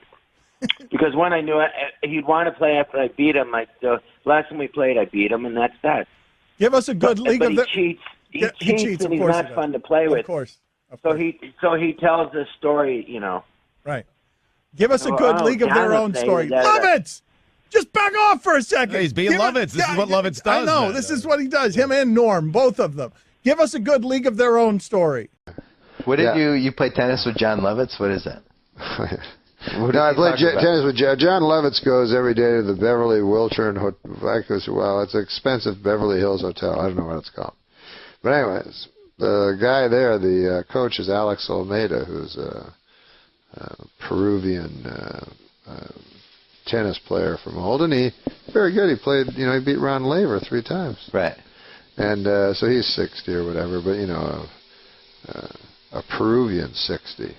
You know. Does that mean he's a young 60 or yeah, an old 60? No, He's a young 60. Yes, sexy. Peruvian 60. I like that. Yeah, Peruvian 60. So you could still imagine him with a lady. Right. You know what I mean? Like my father when he was 60, it would be hard to imagine. Yeah. But a Peruvian, you know, All right. can imagine. You can easily imagine. You know what I'm saying? Yeah. Because my father, he doesn't know. You know, he'd get you a Casio watch to a lady. That would be his thing. But these guys, they're more champagne on your spine, my darling. You know, it's a whole different thing. Anyways. So it has nothing to do with his way with the ladies, the story. But John Lovitz got lessons from him every single day at this hotel. Yeah. You know? So then he told me that he was really good at tennis. So I was like, I could beat you. You just assume you can beat John Lovitz in anything, right? Yeah. Because I played tennis 4 times. Yeah. I figured that's about what it would take to beat John Lovitz. So I said, yeah, I'll play it, you know. And he goes, you'll never beat me. I play everybody. What are you talking about? I go, no, I'll play anything you want. So I go to the place, and I'm in my jeans and a leather jacket. I don't have clothes for tennis. I only played 4 times. So I get there, and they give me a club and everything, and a tennis racket. And I know, clearly, I'm going to beat John Lovitz. So we start playing, and, you know, I just keep tinking them over a little bit, you know, the little backspin, you know, near the net, whatever that shot's called. So Lovitz lumbers over, you know, and he can never get to it, you know. And so I just beat him like 6-0 in the first set. So he starts thinking I'm doing something illegal by tinking it over the net. The backspin backhand or whatever? Yeah. He's never seen this. He thinks you're supposed to hit it to him. Oh.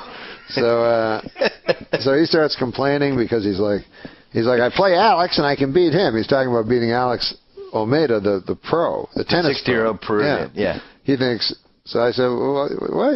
He goes, I beat him. I play him every day. You know. And I go, well, Lovitz, this, you know, a tennis pro is one of their big skills is they hit the ball so it will land on your racket. Right. You know. So wherever you're standing, the ball is right there. You know. Yeah. And he's like, that's not true. You know. Then he was convinced that I could beat Alex Olmeida. He said, you've never seen anything like this, Alex. He tinks it over the net. So, this is Lovitz. So then I played it, and then he wanted to really win, you know, and he kept playing me, and I said, oh, God. So one day I was like, he was getting so angry and everything, so I let him win 1 game. Yeah. And then he quit. He retired.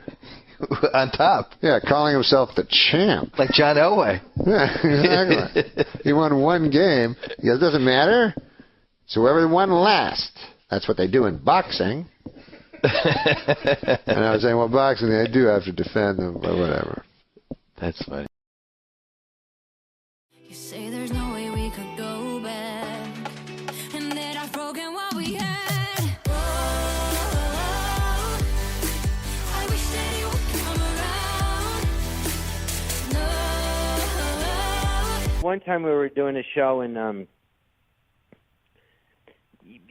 Biloxi, Mississippi, and I'm not like him at all. Except if you say to me like, you can't say that or talk about a certain thing or don't say that, I'm like, well, now I have to. It's just kind of your instinct as a comic to bug people, you know? Right. Like, don't do that. It really bothers me. And then you're kind of a jerk and they're like, oh, you mean like this? So we were doing a show and I opened for him I did about, I guess, 15 minutes or 20. Then he headlined, but it was for a, what do you call it?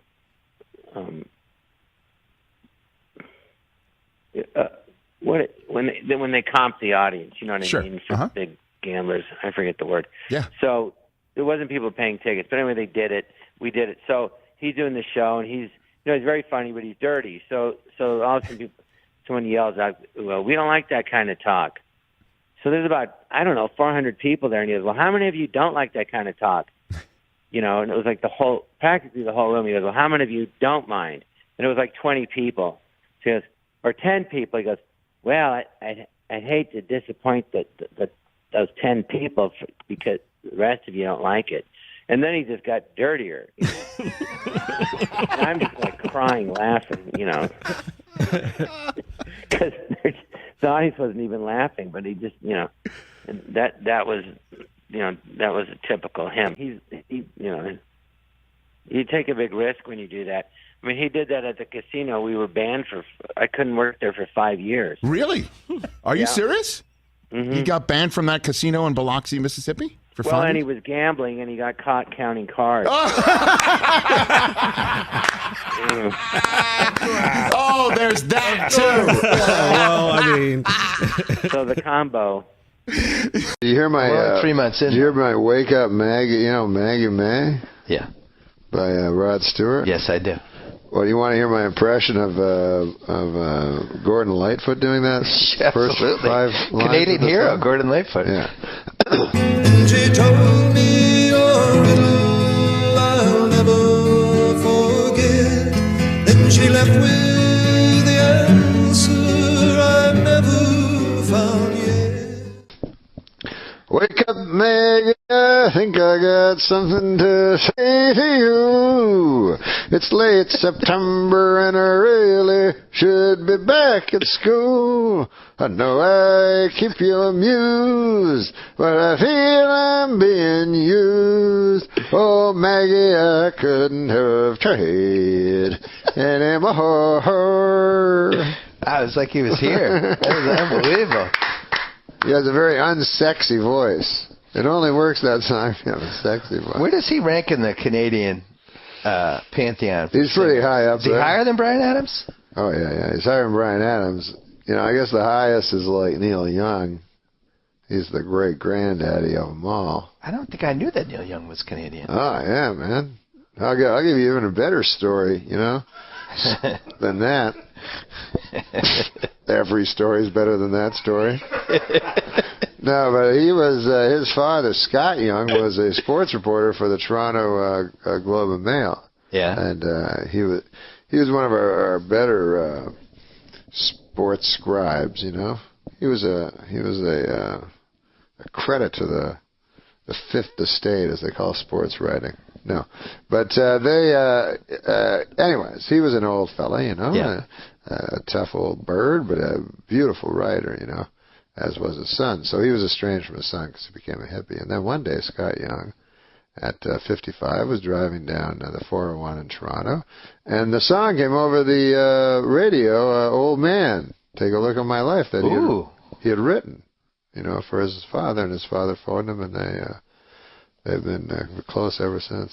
Isn't that beautiful? Wow. Yeah. I never knew what the genesis was behind that song. Yeah. Old man, take a look at your life. Emotional. I'm a lot like you are. Wait a second. Okay, whatever. I need your love. You free my mind. I need your love. Yeah, you free my mind. Gordon Lightfoot, one of my favorite singers and performers. He's also a close personal friend of mine. Phone him and ask him. He'll tell you. You know, if Gordon were here tonight, and if he dressed himself, and if he played the piano, and if his favorite singer were Rod Stewart, you might hear something like this.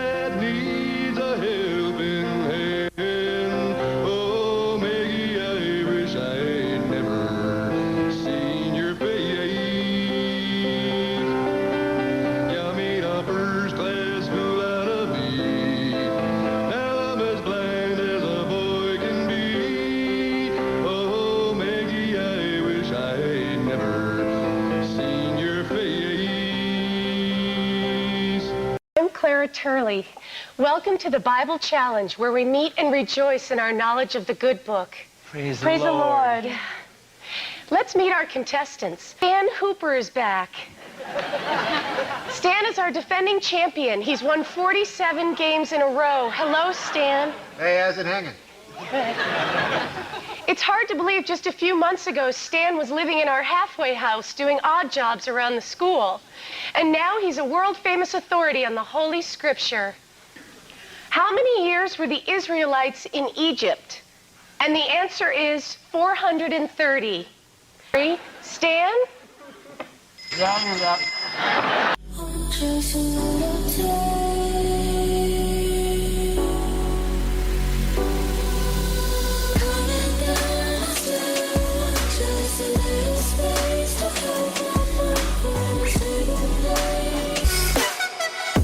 God bless Ruth. God bless Ruth. God bless Ruth. She was named after the biblical figure Ruth, which covers both of our religions. Thank you. The book of Ruth was in the Old Testament. The book of Ruth? Is that really a book? You're not familiar with the book of Ruth? No. Do you know the book of Ruth? No, but every time you talk about Ruth, you always refer to the chapter of Jonah. Oh, that's true, yeah. The whale. Yeah, that's my little joke. And it's not a whale, it's a big fish. One time, Michael Richards, this was before the catastrophe. Yeah. And he said, I'm going to go across the country. He would walk on stage and fall and hit it, and the funniest thing I've ever seen. And then he'd start talking about the Bible. And then he said to me, he goes, I'm going to go around the country. Do you think a man could live inside a whale? I go, I don't, you shouldn't sort of talk about it. Jonah?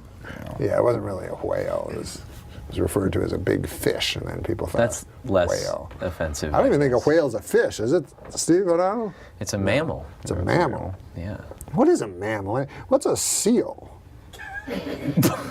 But a seal, though, does it just hang around the how does it get up? How do they get up on those buoys? So shimmy. They're shimmy. They must be just pure muscle, the way Ruth's pure spite. Yeah. All right. Pure blubber. Okay, you know. No, what? What's your favorite religious movie? I loved Passion of the Christ. Did you? Although I will say I thought it was very anti-Semitic, because every Jew looked like fucking Lovitz. You know what I mean? They were all like, hook noses and stuff. So I could see the anti-Semitism. But what I liked was the incredible violence. But you know what was strange? Did they ask them, did you kill Jesus? No. Of course, David Brenner was the biggest comic ever to come out of Philadelphia. Well, that's, again, and he just passed away, and we should talk about him. He's probably watching from, actually probably from down below, getting raped by the devil. Well, I mean, that guy had some sins that he died with, but whatever. No, I'm just saying. No, I'm saying David Brenner led a life that made Sodom and Gomorrah seem like Burbank. I disagree. I don't think the Bible joke is brave at all. I think if you're going to take on an entire religion, you should maybe know what you're talking about.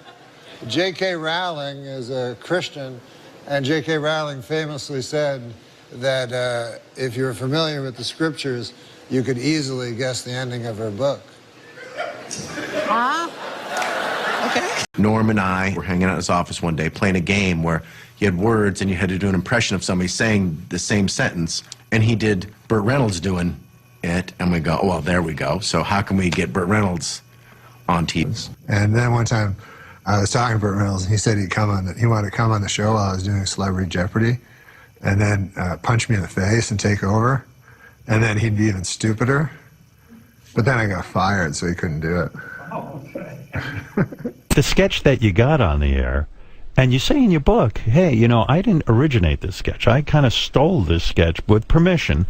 But the famous Jeopardy bit. Yes, Jeopardy sketch. Where you play Burt Reynolds, and you say Will Ferrell was key to that sketch because he played such a great Jeopardy host. Yes. But that thing was one of the most popular sketches, and you pitched that, but you admit in your memoir that, hey, that's something I got from SCTV. Yeah, yeah. And I waited till Martin Short was a guest on the show, and I pitched it and said, can we do the Jeopardy thing? Yeah, yeah. They did a sketch on SCTV when I was a child called Halfwits, and it was, it even, Alex Trebek was in the sketch because he was a Canadian.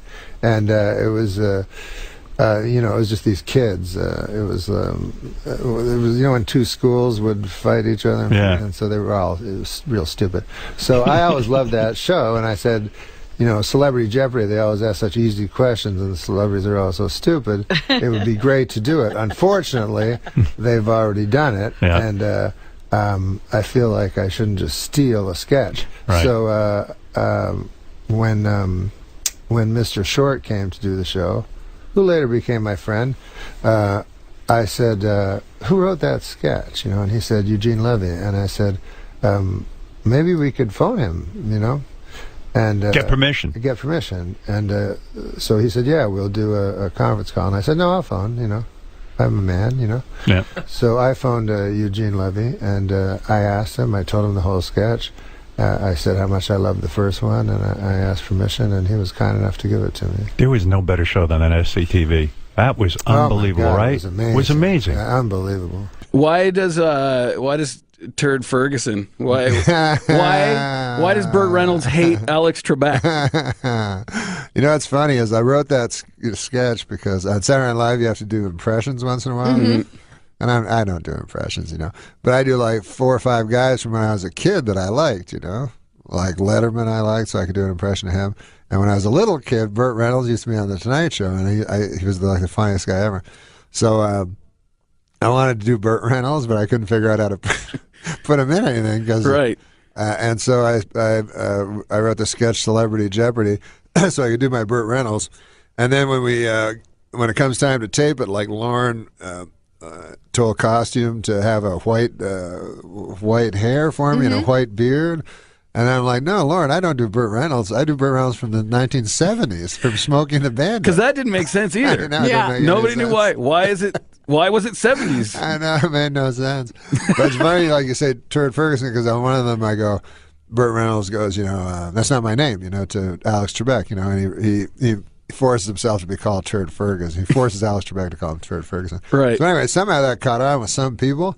So still to this day, like sometimes I'll be walking down the street and the guy will go, "Hey, turd!" And then I go, "Thank you," and then everyone else goes, "What? What is going on? What kind of universe is this?" He was the same guy who told me I wanted Burt Reynolds on the show, and he was like, "Oh, you don't want him. He's crazy." And I'm like, "No, I don't want you. I want him." Like, I kind of wanted a crazy guy, which is what I wanted to talk to you a little bit about. Oh yeah, Burt was Reynolds, this notion of crazy? Crazy. Yeah, Burt Reynolds. But he's I remember funny. one time he caught was his on hair on fire when he was over. On the lot. Yeah, he was He came over and he had caught his hair on fire.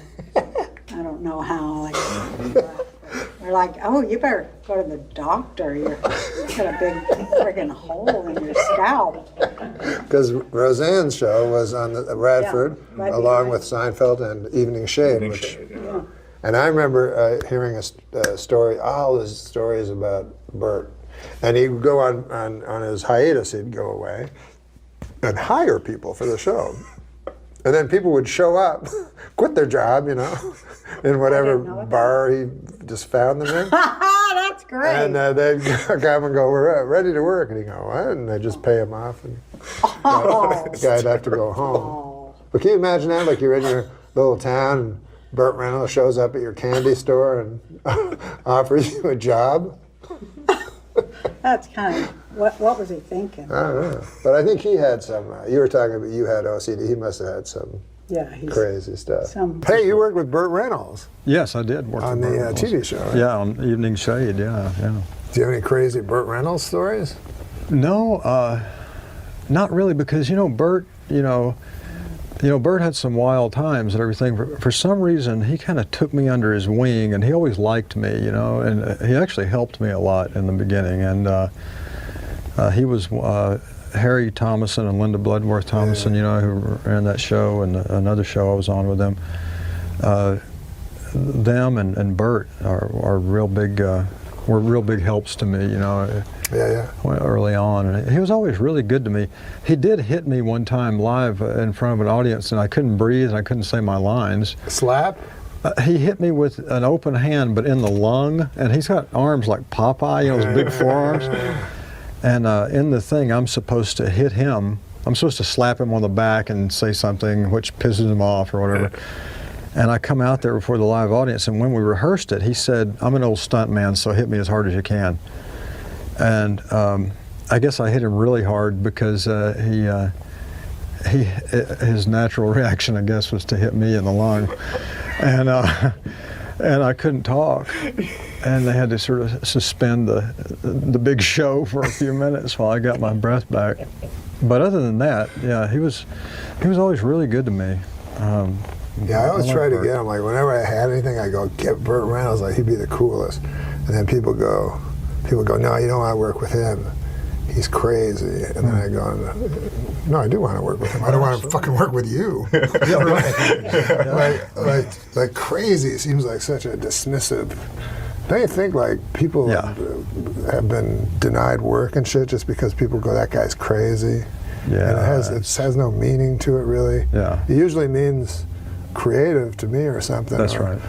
You know, or he's difficult. Who wants to work with some fucking simpleton? Right. You know what I mean? I met Burt Reynolds though, which was an amazing. Was he pissed? Because he doesn't have a big sense of humor, does he? You know what Burt Reynolds loves to do is slap you in the face really hard. Yeah, he's like one of those masculine guys. He's punching you, you know. But no, he was real nice to me, and did he slap you? He told me really funny stories. He told me he was in Deliverance, you know, which I loved. You know, he said, I used to do my own gags. Gags, I guess, are like stunts. He was a stunt man. Yeah. And so he said, they had this gag, and where I went over a waterfall. And what, a so car or something? No, he just fell. You know, this was he just falls off a waterfall. Man did. This was like Deliverance. They were in the middle of right. So he says, I'll do the fall. We don't need a stuntman. Frankenheimer says, no, we need a stuntman. He goes, nah, we don't want that. He goes, okay, well, we'll just use a dummy. We'll just throw a dummy over, you know? Yeah. And he goes, no. So Frankenheimer's idea was just to throw a dummy over, and Burt Reynolds said, no, absolutely, I'm going to do it myself. So Burt Reynolds says he does it, and he said he did, he said some term I'm not familiar with, I do a half pike or something like that. He said his shoulder immediately hit a rock, then his head hit another rock. Oh, God. And then he said, the next thing you remember, he's way downstream, all his clothes had been torn off him. And he looked up and he was just like in shock, right? The next thing he remembers, he's waking up in a hospital. Yeah. John Frankenheimer is at his bedside.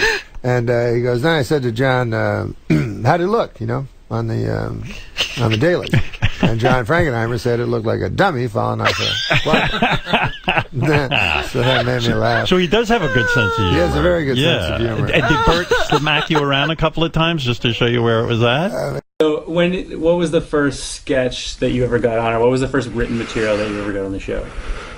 I wrote a sketch for the first show because Burt Reynolds had just was on Larry King Live and was kind of famous at the time that because he was in a contentious divorce with Lonnie Anderson, and he was wearing this crazy purple suit on Larry King Live, and he announced, I will, Lonnie Anderson is lying, and I will get her on this show with you, Larry, and we'll both take truth serum. And I was like, truth serum? What? Is that even a real thing? So it was so funny. And then so I wrote a sketch where they both drank like from beakers of truth serum, And Lauren did not care for it. It opened the show, It was like a big hit at the table. What's his name did Burt Reynolds? Phil Hartman. Oh, wow. It was Phil Hartman and Jan Hooks. And it just... the next week, Lauren pointed to it as the example of what we should not be doing on the show. He said it was just he calls things Carol Burnettish, which is the ultimate insult. He said it was just the most Carol Burnettish type of sketch. But I didn't know what I was doing. I don't know. And he let me do it. It got all the way to the air. He chose it, and he put it on first. Not my fault. I know the end is day. Nobody's gonna change. You won't ever leave. On my mind again. I'm still not tired of it. Can make you want me. And I might act okay. Say things will stay the same. Say I'm all. I love the Burt Reynolds impression you do. So a bit about A, like the genesis of it. B, has Burt, have you met Burt? Has he commented? And just while I have this, over the 41 years of SNL, I'm wondering, besides Farley, going back to day one, who are the players that really you most admire and maybe shaped you? Well, when I was a kid, I liked, my favorite was Dan Aykroyd by a million miles. And I always wondered why Chevy was the star, because I thought, God damn, Dan Aykroyd can do anybody, and he's so funny and stuff. And the reason I want to do Burt Reynolds, because I loved him when I was a kid. I don't really do impressions, but guys who I really like, I can do. And guys that are funny, it's kind of a cheat, but you know, you do an impression of them, and then you're funny because they're funny. Do you know what I mean? So I always used to watch him on the Tonight Show, and I said, I gotta get him a sketch. So then I stole this sketch called Halfwits from Second City, and I turned that into Celebrity Jeopardy, and I felt really bad for stealing the sketch. And so I waited until Mark Short was coming on. And I said, Martin, can I do this sketch? You know, I stole it from Halfwits. And then he said, oh, I didn't write it. Eugene Levy wrote it. And I had to phone Eugene Levy and ask him. And he was a gentleman about it and said that I could do it. But then when I did it, you know, Lauren picks out the wardrobe. He had like this gray hair and gray beard and stuff. And I was like, no, I want to play it like in the 70s. And it's kind of odd, but all the time I did it, nobody ever commented. But the three celebrities, one of them was from 50 years ago.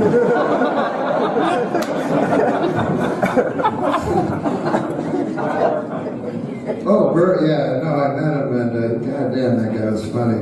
He just told me the funniest stories. And yeah, he said he wanted to, this is a story I told him. He said, you know, he kid all these girls when he was young, you know, he was so handsome and everything. He said one time he was in a hotel, and there's this beautiful blonde, and she said, like, just come up to my room, you know, and have a lot of sex. So he goes up to her room, and they're kissing on the bed and stuff, and then he said she whispered in his ear, and she said, I'll be right back. I have to take a dump.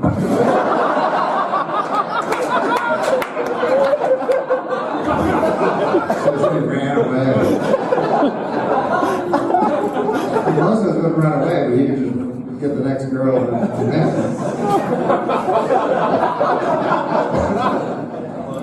The actor who appeared in commercials for many years as the Marlboro Man has died of lung cancer.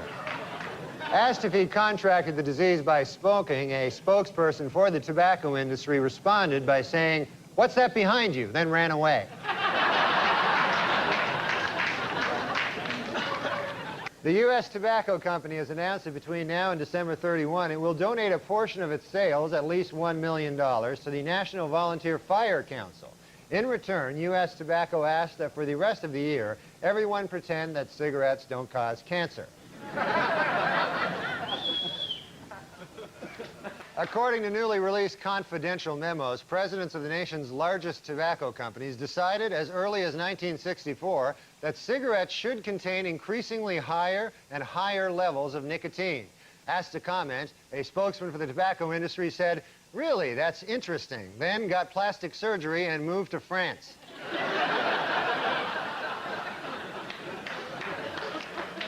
A new study funded by tobacco giant Philip Morris claims that the nicotine in cigarettes may actually help prevent Alzheimer's disease. Executives at Philip Morris caution that the study is not conclusive, but just to be safe, everyone on Earth should start smoking.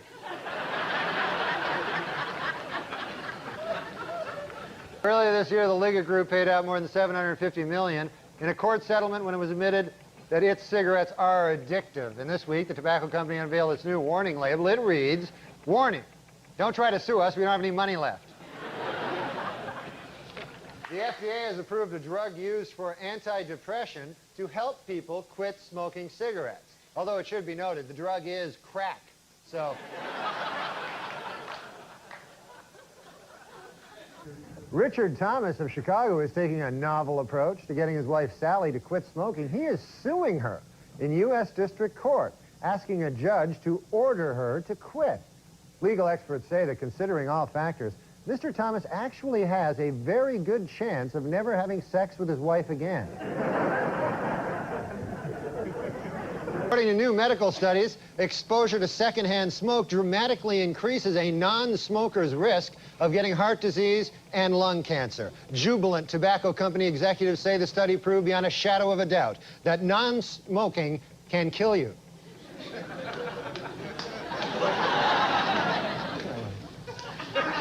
That one wasn't very good, but try to laugh anyway, because it helps Farley have a little rest. The most restrictive smoking ban in the nation took effect this week in New York, and already the city has gained over 9,000 pounds. Well, the Learning Annex in New York is offering a new course to teach women how to smoke cigars. The fee to enroll in the class is $100. The fee to watch the class is $200.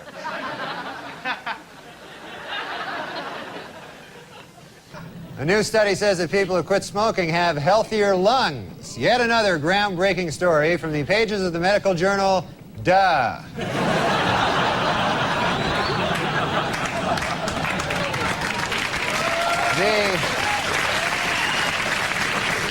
A recent consumer poll showed that Hershey is America's favorite company, while Philip Morris is America's least favorite. In the middle, the company that makes chocolate cigarettes. Right in the middle. Postal authorities removed a cigarette from a photo of blues artist Robert Johnson to help dignify the musician in a new stamp they've issued in his honor. This isn't the first time the post office has altered a photograph. In fact, the original photo used on the Elvis stamp was based on this photo.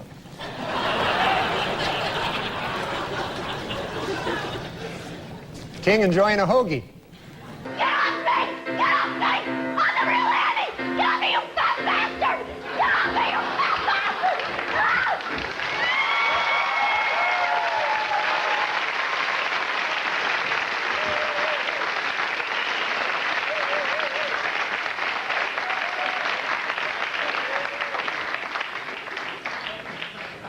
Oh, that was fun, wasn't it?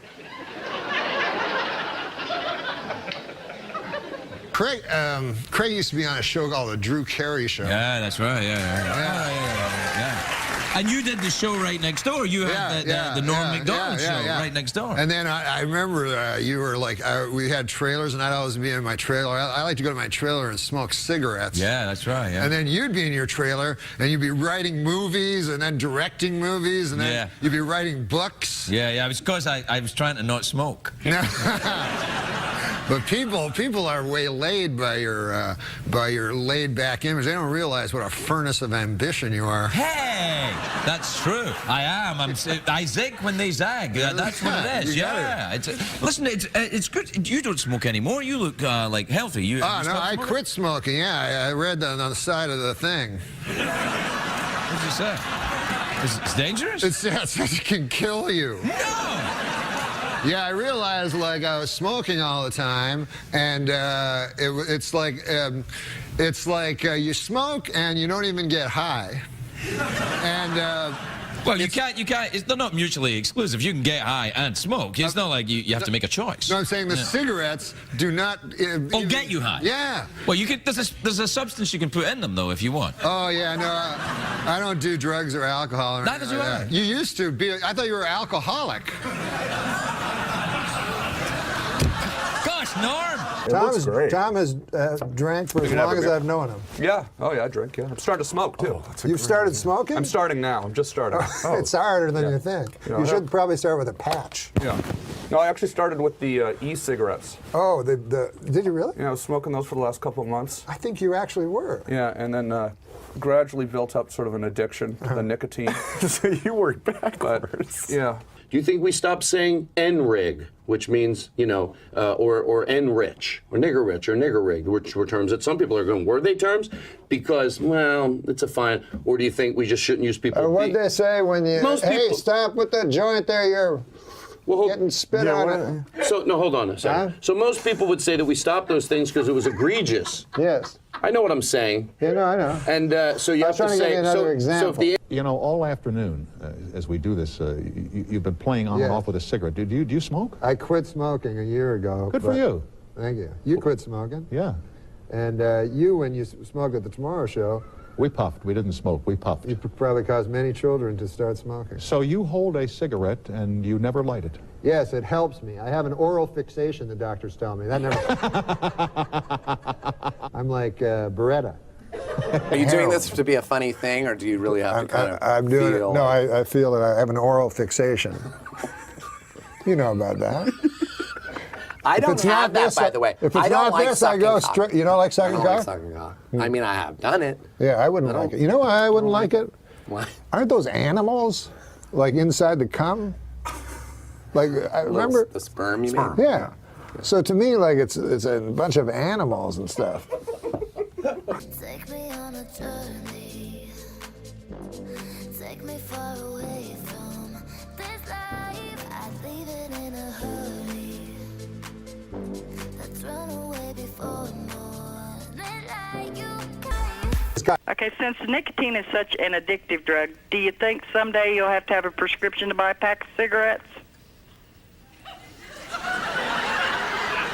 Well, you know, they always bring up the Constitution and talk about how we should still have the right to a militia and all that. But let's face facts, this country was built on tobacco growers. So, you know, if you're going to start changing, if you're not going to change one thing because it comes from way back then, you can't change this either. There are farmers out there who make a living. Tobacco is one of the crops that got this country going. So, no, I don't think they'll ever make it illegal. Yeah, no, they shouldn't make it illegal. I know. I think Norm's backing me up on that. What motivated you to quit?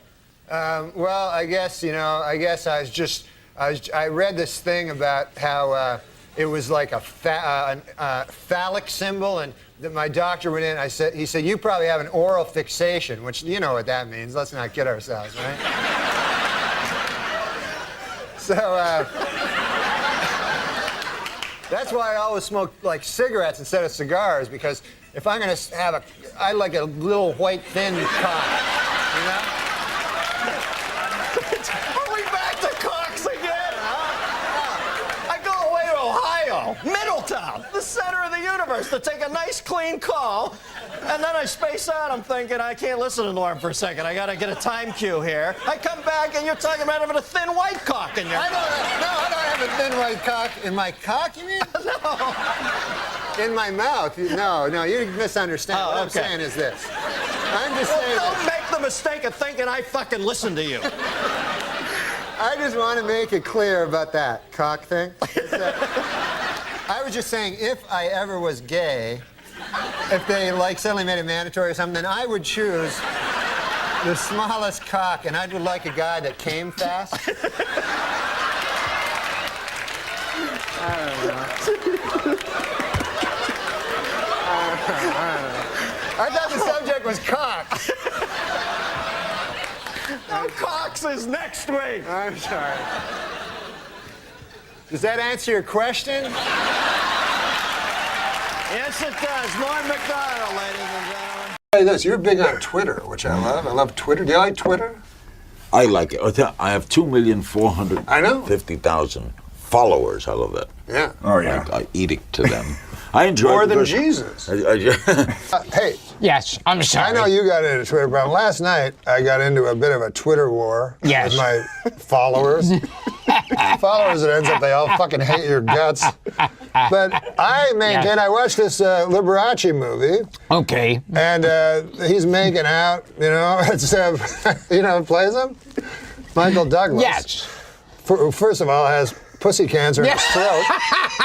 Is making out with Matt Damon. The Academy Awards were on, so I said, oh, fuck, I'll just watch the Academy Awards and I'll tweet all the time, all the way through the Academy Awards.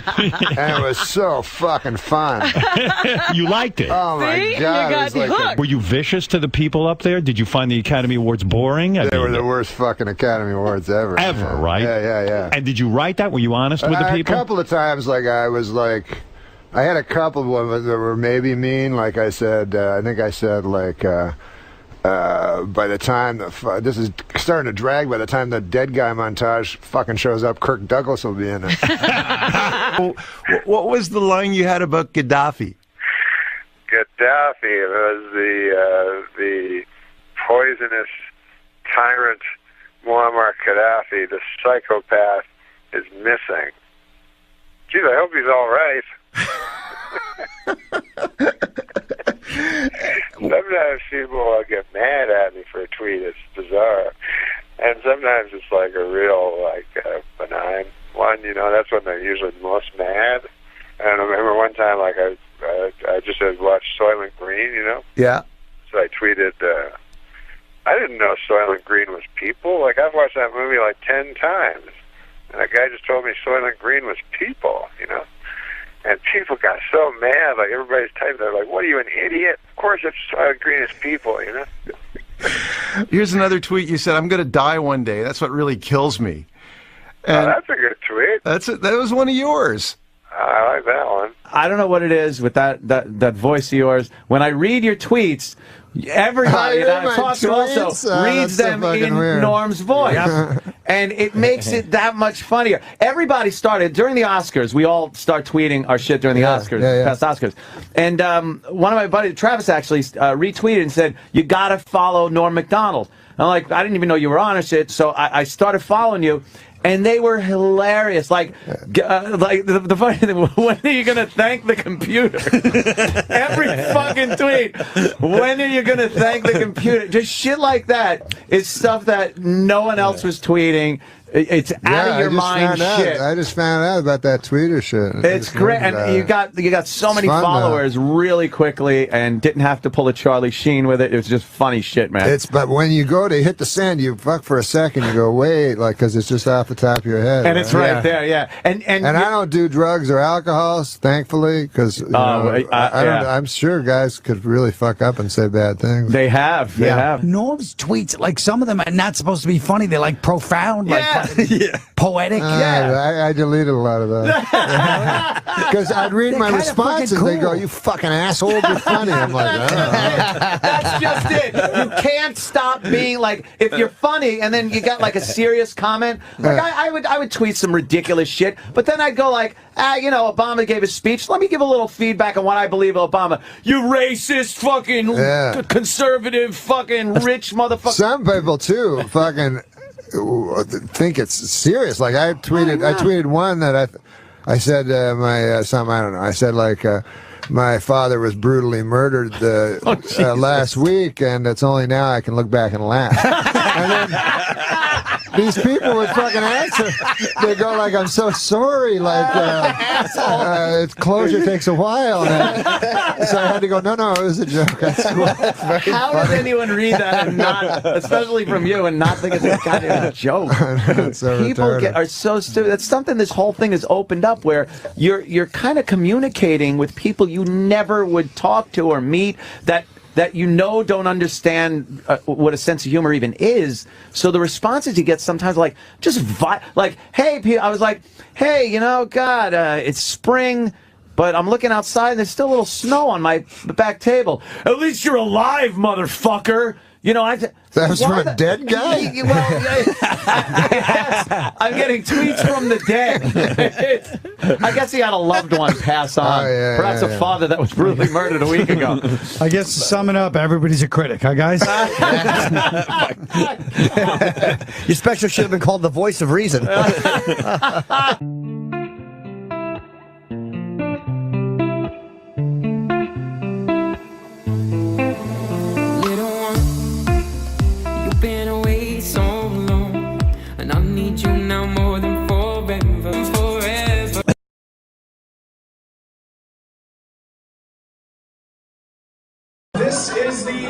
This is the Twitter award for Best Hall of Famer.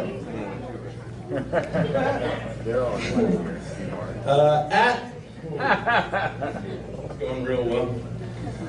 At Albert Brooks. I installed a stripper pole outside my house. Haven't caught one yet. Steve Martin to go. OMG, President Lincoln has been shot.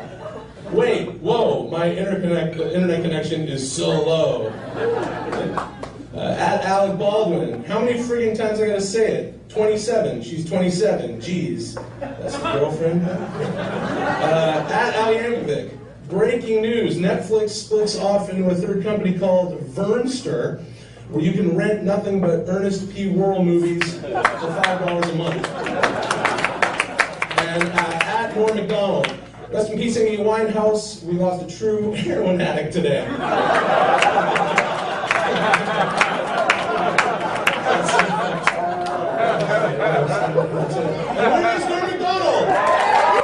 Hey everybody, it's me, Norm. I couldn't be with you tonight because I'm on location in Spain, where I'm tweeting in Madrid, Spain. If that's a city that's in Spain, then that's where I am. And but I'd like to thank National Lampoon for the good people there. What did they do? They took a once great franchise and burned it asunder. So I'd like to thank them, and I'd like to thank everyone that helped me win this award, except there aren't any, because it was just me and a computer. I would like to thank the computer. What else? Let me think. It's pretty cool, you know, how far technology has come. Like you people are probably saying right now, hey, look, Norm has hired an entire film crew in Spain, and now he has filmed himself at great expense and has sent the reels over to the United States, and now, but no, you could not be wronger. I am doing this on a telephone. What make you of that? I know. You're saying, hey, Norm, that cannot be right. A telephone is used for telephoning. People take a telephone and they telephone other people and they say, what time is it there? Where you are with your telephone, because it's not the same time here. But that is just the sort of Philistine pig ignorance I've come to expect of you animals. The fact is, welcome to the future. That's all I can say. Welcome to the future. And I myself love Twitter. I follow everybody, you know. I follow Shelby Firo, who has her amusing, is angst a word? I've heard that word before. And I direct messaged her once. That's a true story. And she direct messaged me back. And it was either her or Chris Hansen. Who knows nowadays? But you can find anybody on Twitter. And I enjoy Eddie Pepitone and his tweets, which look to me to be the longest suicide note in history. But thank you for the award. And God damn, I'm telegenic.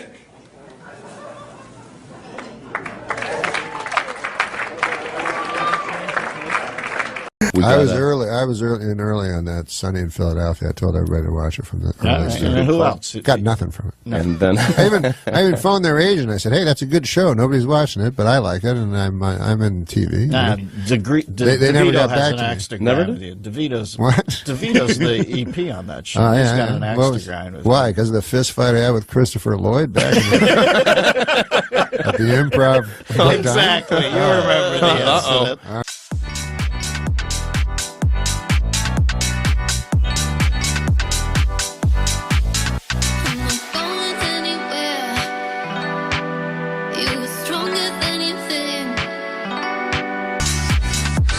This one's more like a factoid. Danny DeVito looks like one of those guys with a short but thick penis. Right? He has to have the thickest fucking cock. It's true. Some of you may have heard I had an amazing week last week when I got married.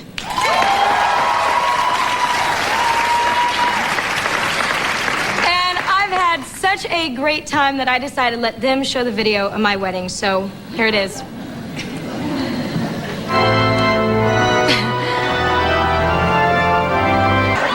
Deal was cash. Here I am talking talking about the caterer. He did a really wonderful job. 6 months ago. Well, I never said cash. The deal was cash. Here, I'm sure this will cover it. It's from the spellings. What are you doing? Turn that thing off.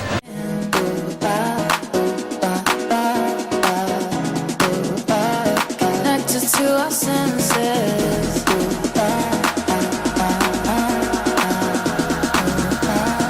Found a way to let you in. Probably no institution in this country is as burdened with the problems as the American prison system. Here to update is Here to comment is update correspondent Norm MacDonald. Sorry, Norm. Hello.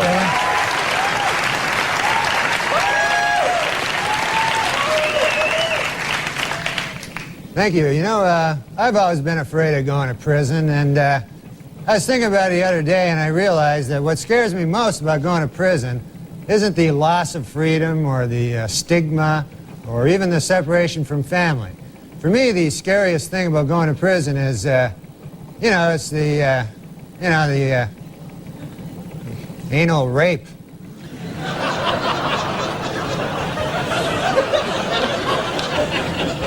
And it's always kind of puzzled me that they never seem to, touch on that during the sentencing. It's the worst part of the whole deal, and the judge doesn't even mention it. There's probably guys who go to prison and don't even realize what's in store for them, because they're not as streetwise as you and me. Can you imagine that? You're sent to prison, the first night there, there's the anal rape thing there, the next day you see the guy in a prison cafeteria there, and you go, hey, buddy, hey, I got a bone to pick with you, pal, hey. Let me tell you something, you were way out of line last night, way out of line. It's ridiculous. How'd you like if I did something like that to you? Huh? How would that be? No, you wouldn't like that too much, would you? No. Let me just say, that was one of the most selfish, inconsiderate things I've ever been involved with. What were you thinking? Or were you even thinking? I mean, what's got into you? I turn my back on you for a second, you pull a stunt like that? It's ridiculous. And another thing, don't be telling Johnson I'm your bitch. I'm not your bitch. That's crazy. I'm not even gay. I tried to tell you that last night, but you wouldn't listen. No, you wouldn't listen, would you? I have a good mind to go to the warden about this. It's crazy. And you know what hurts the most, pal? You know what? I trusted you. That's what hurts the most. Well, actually, the anal rape hurt the most, but trusting you is second. A distant second, I'll tell you that. Anyway, I'm so angry I can't even talk to you right now. I'll just leave you with this. You got a lot of growing up to do, pal. A lot of growing up, I'll tell you that. Anyway, that's what scares me most about going to prison. Back to you, Kevin. Thanks, Ron. How do you feel?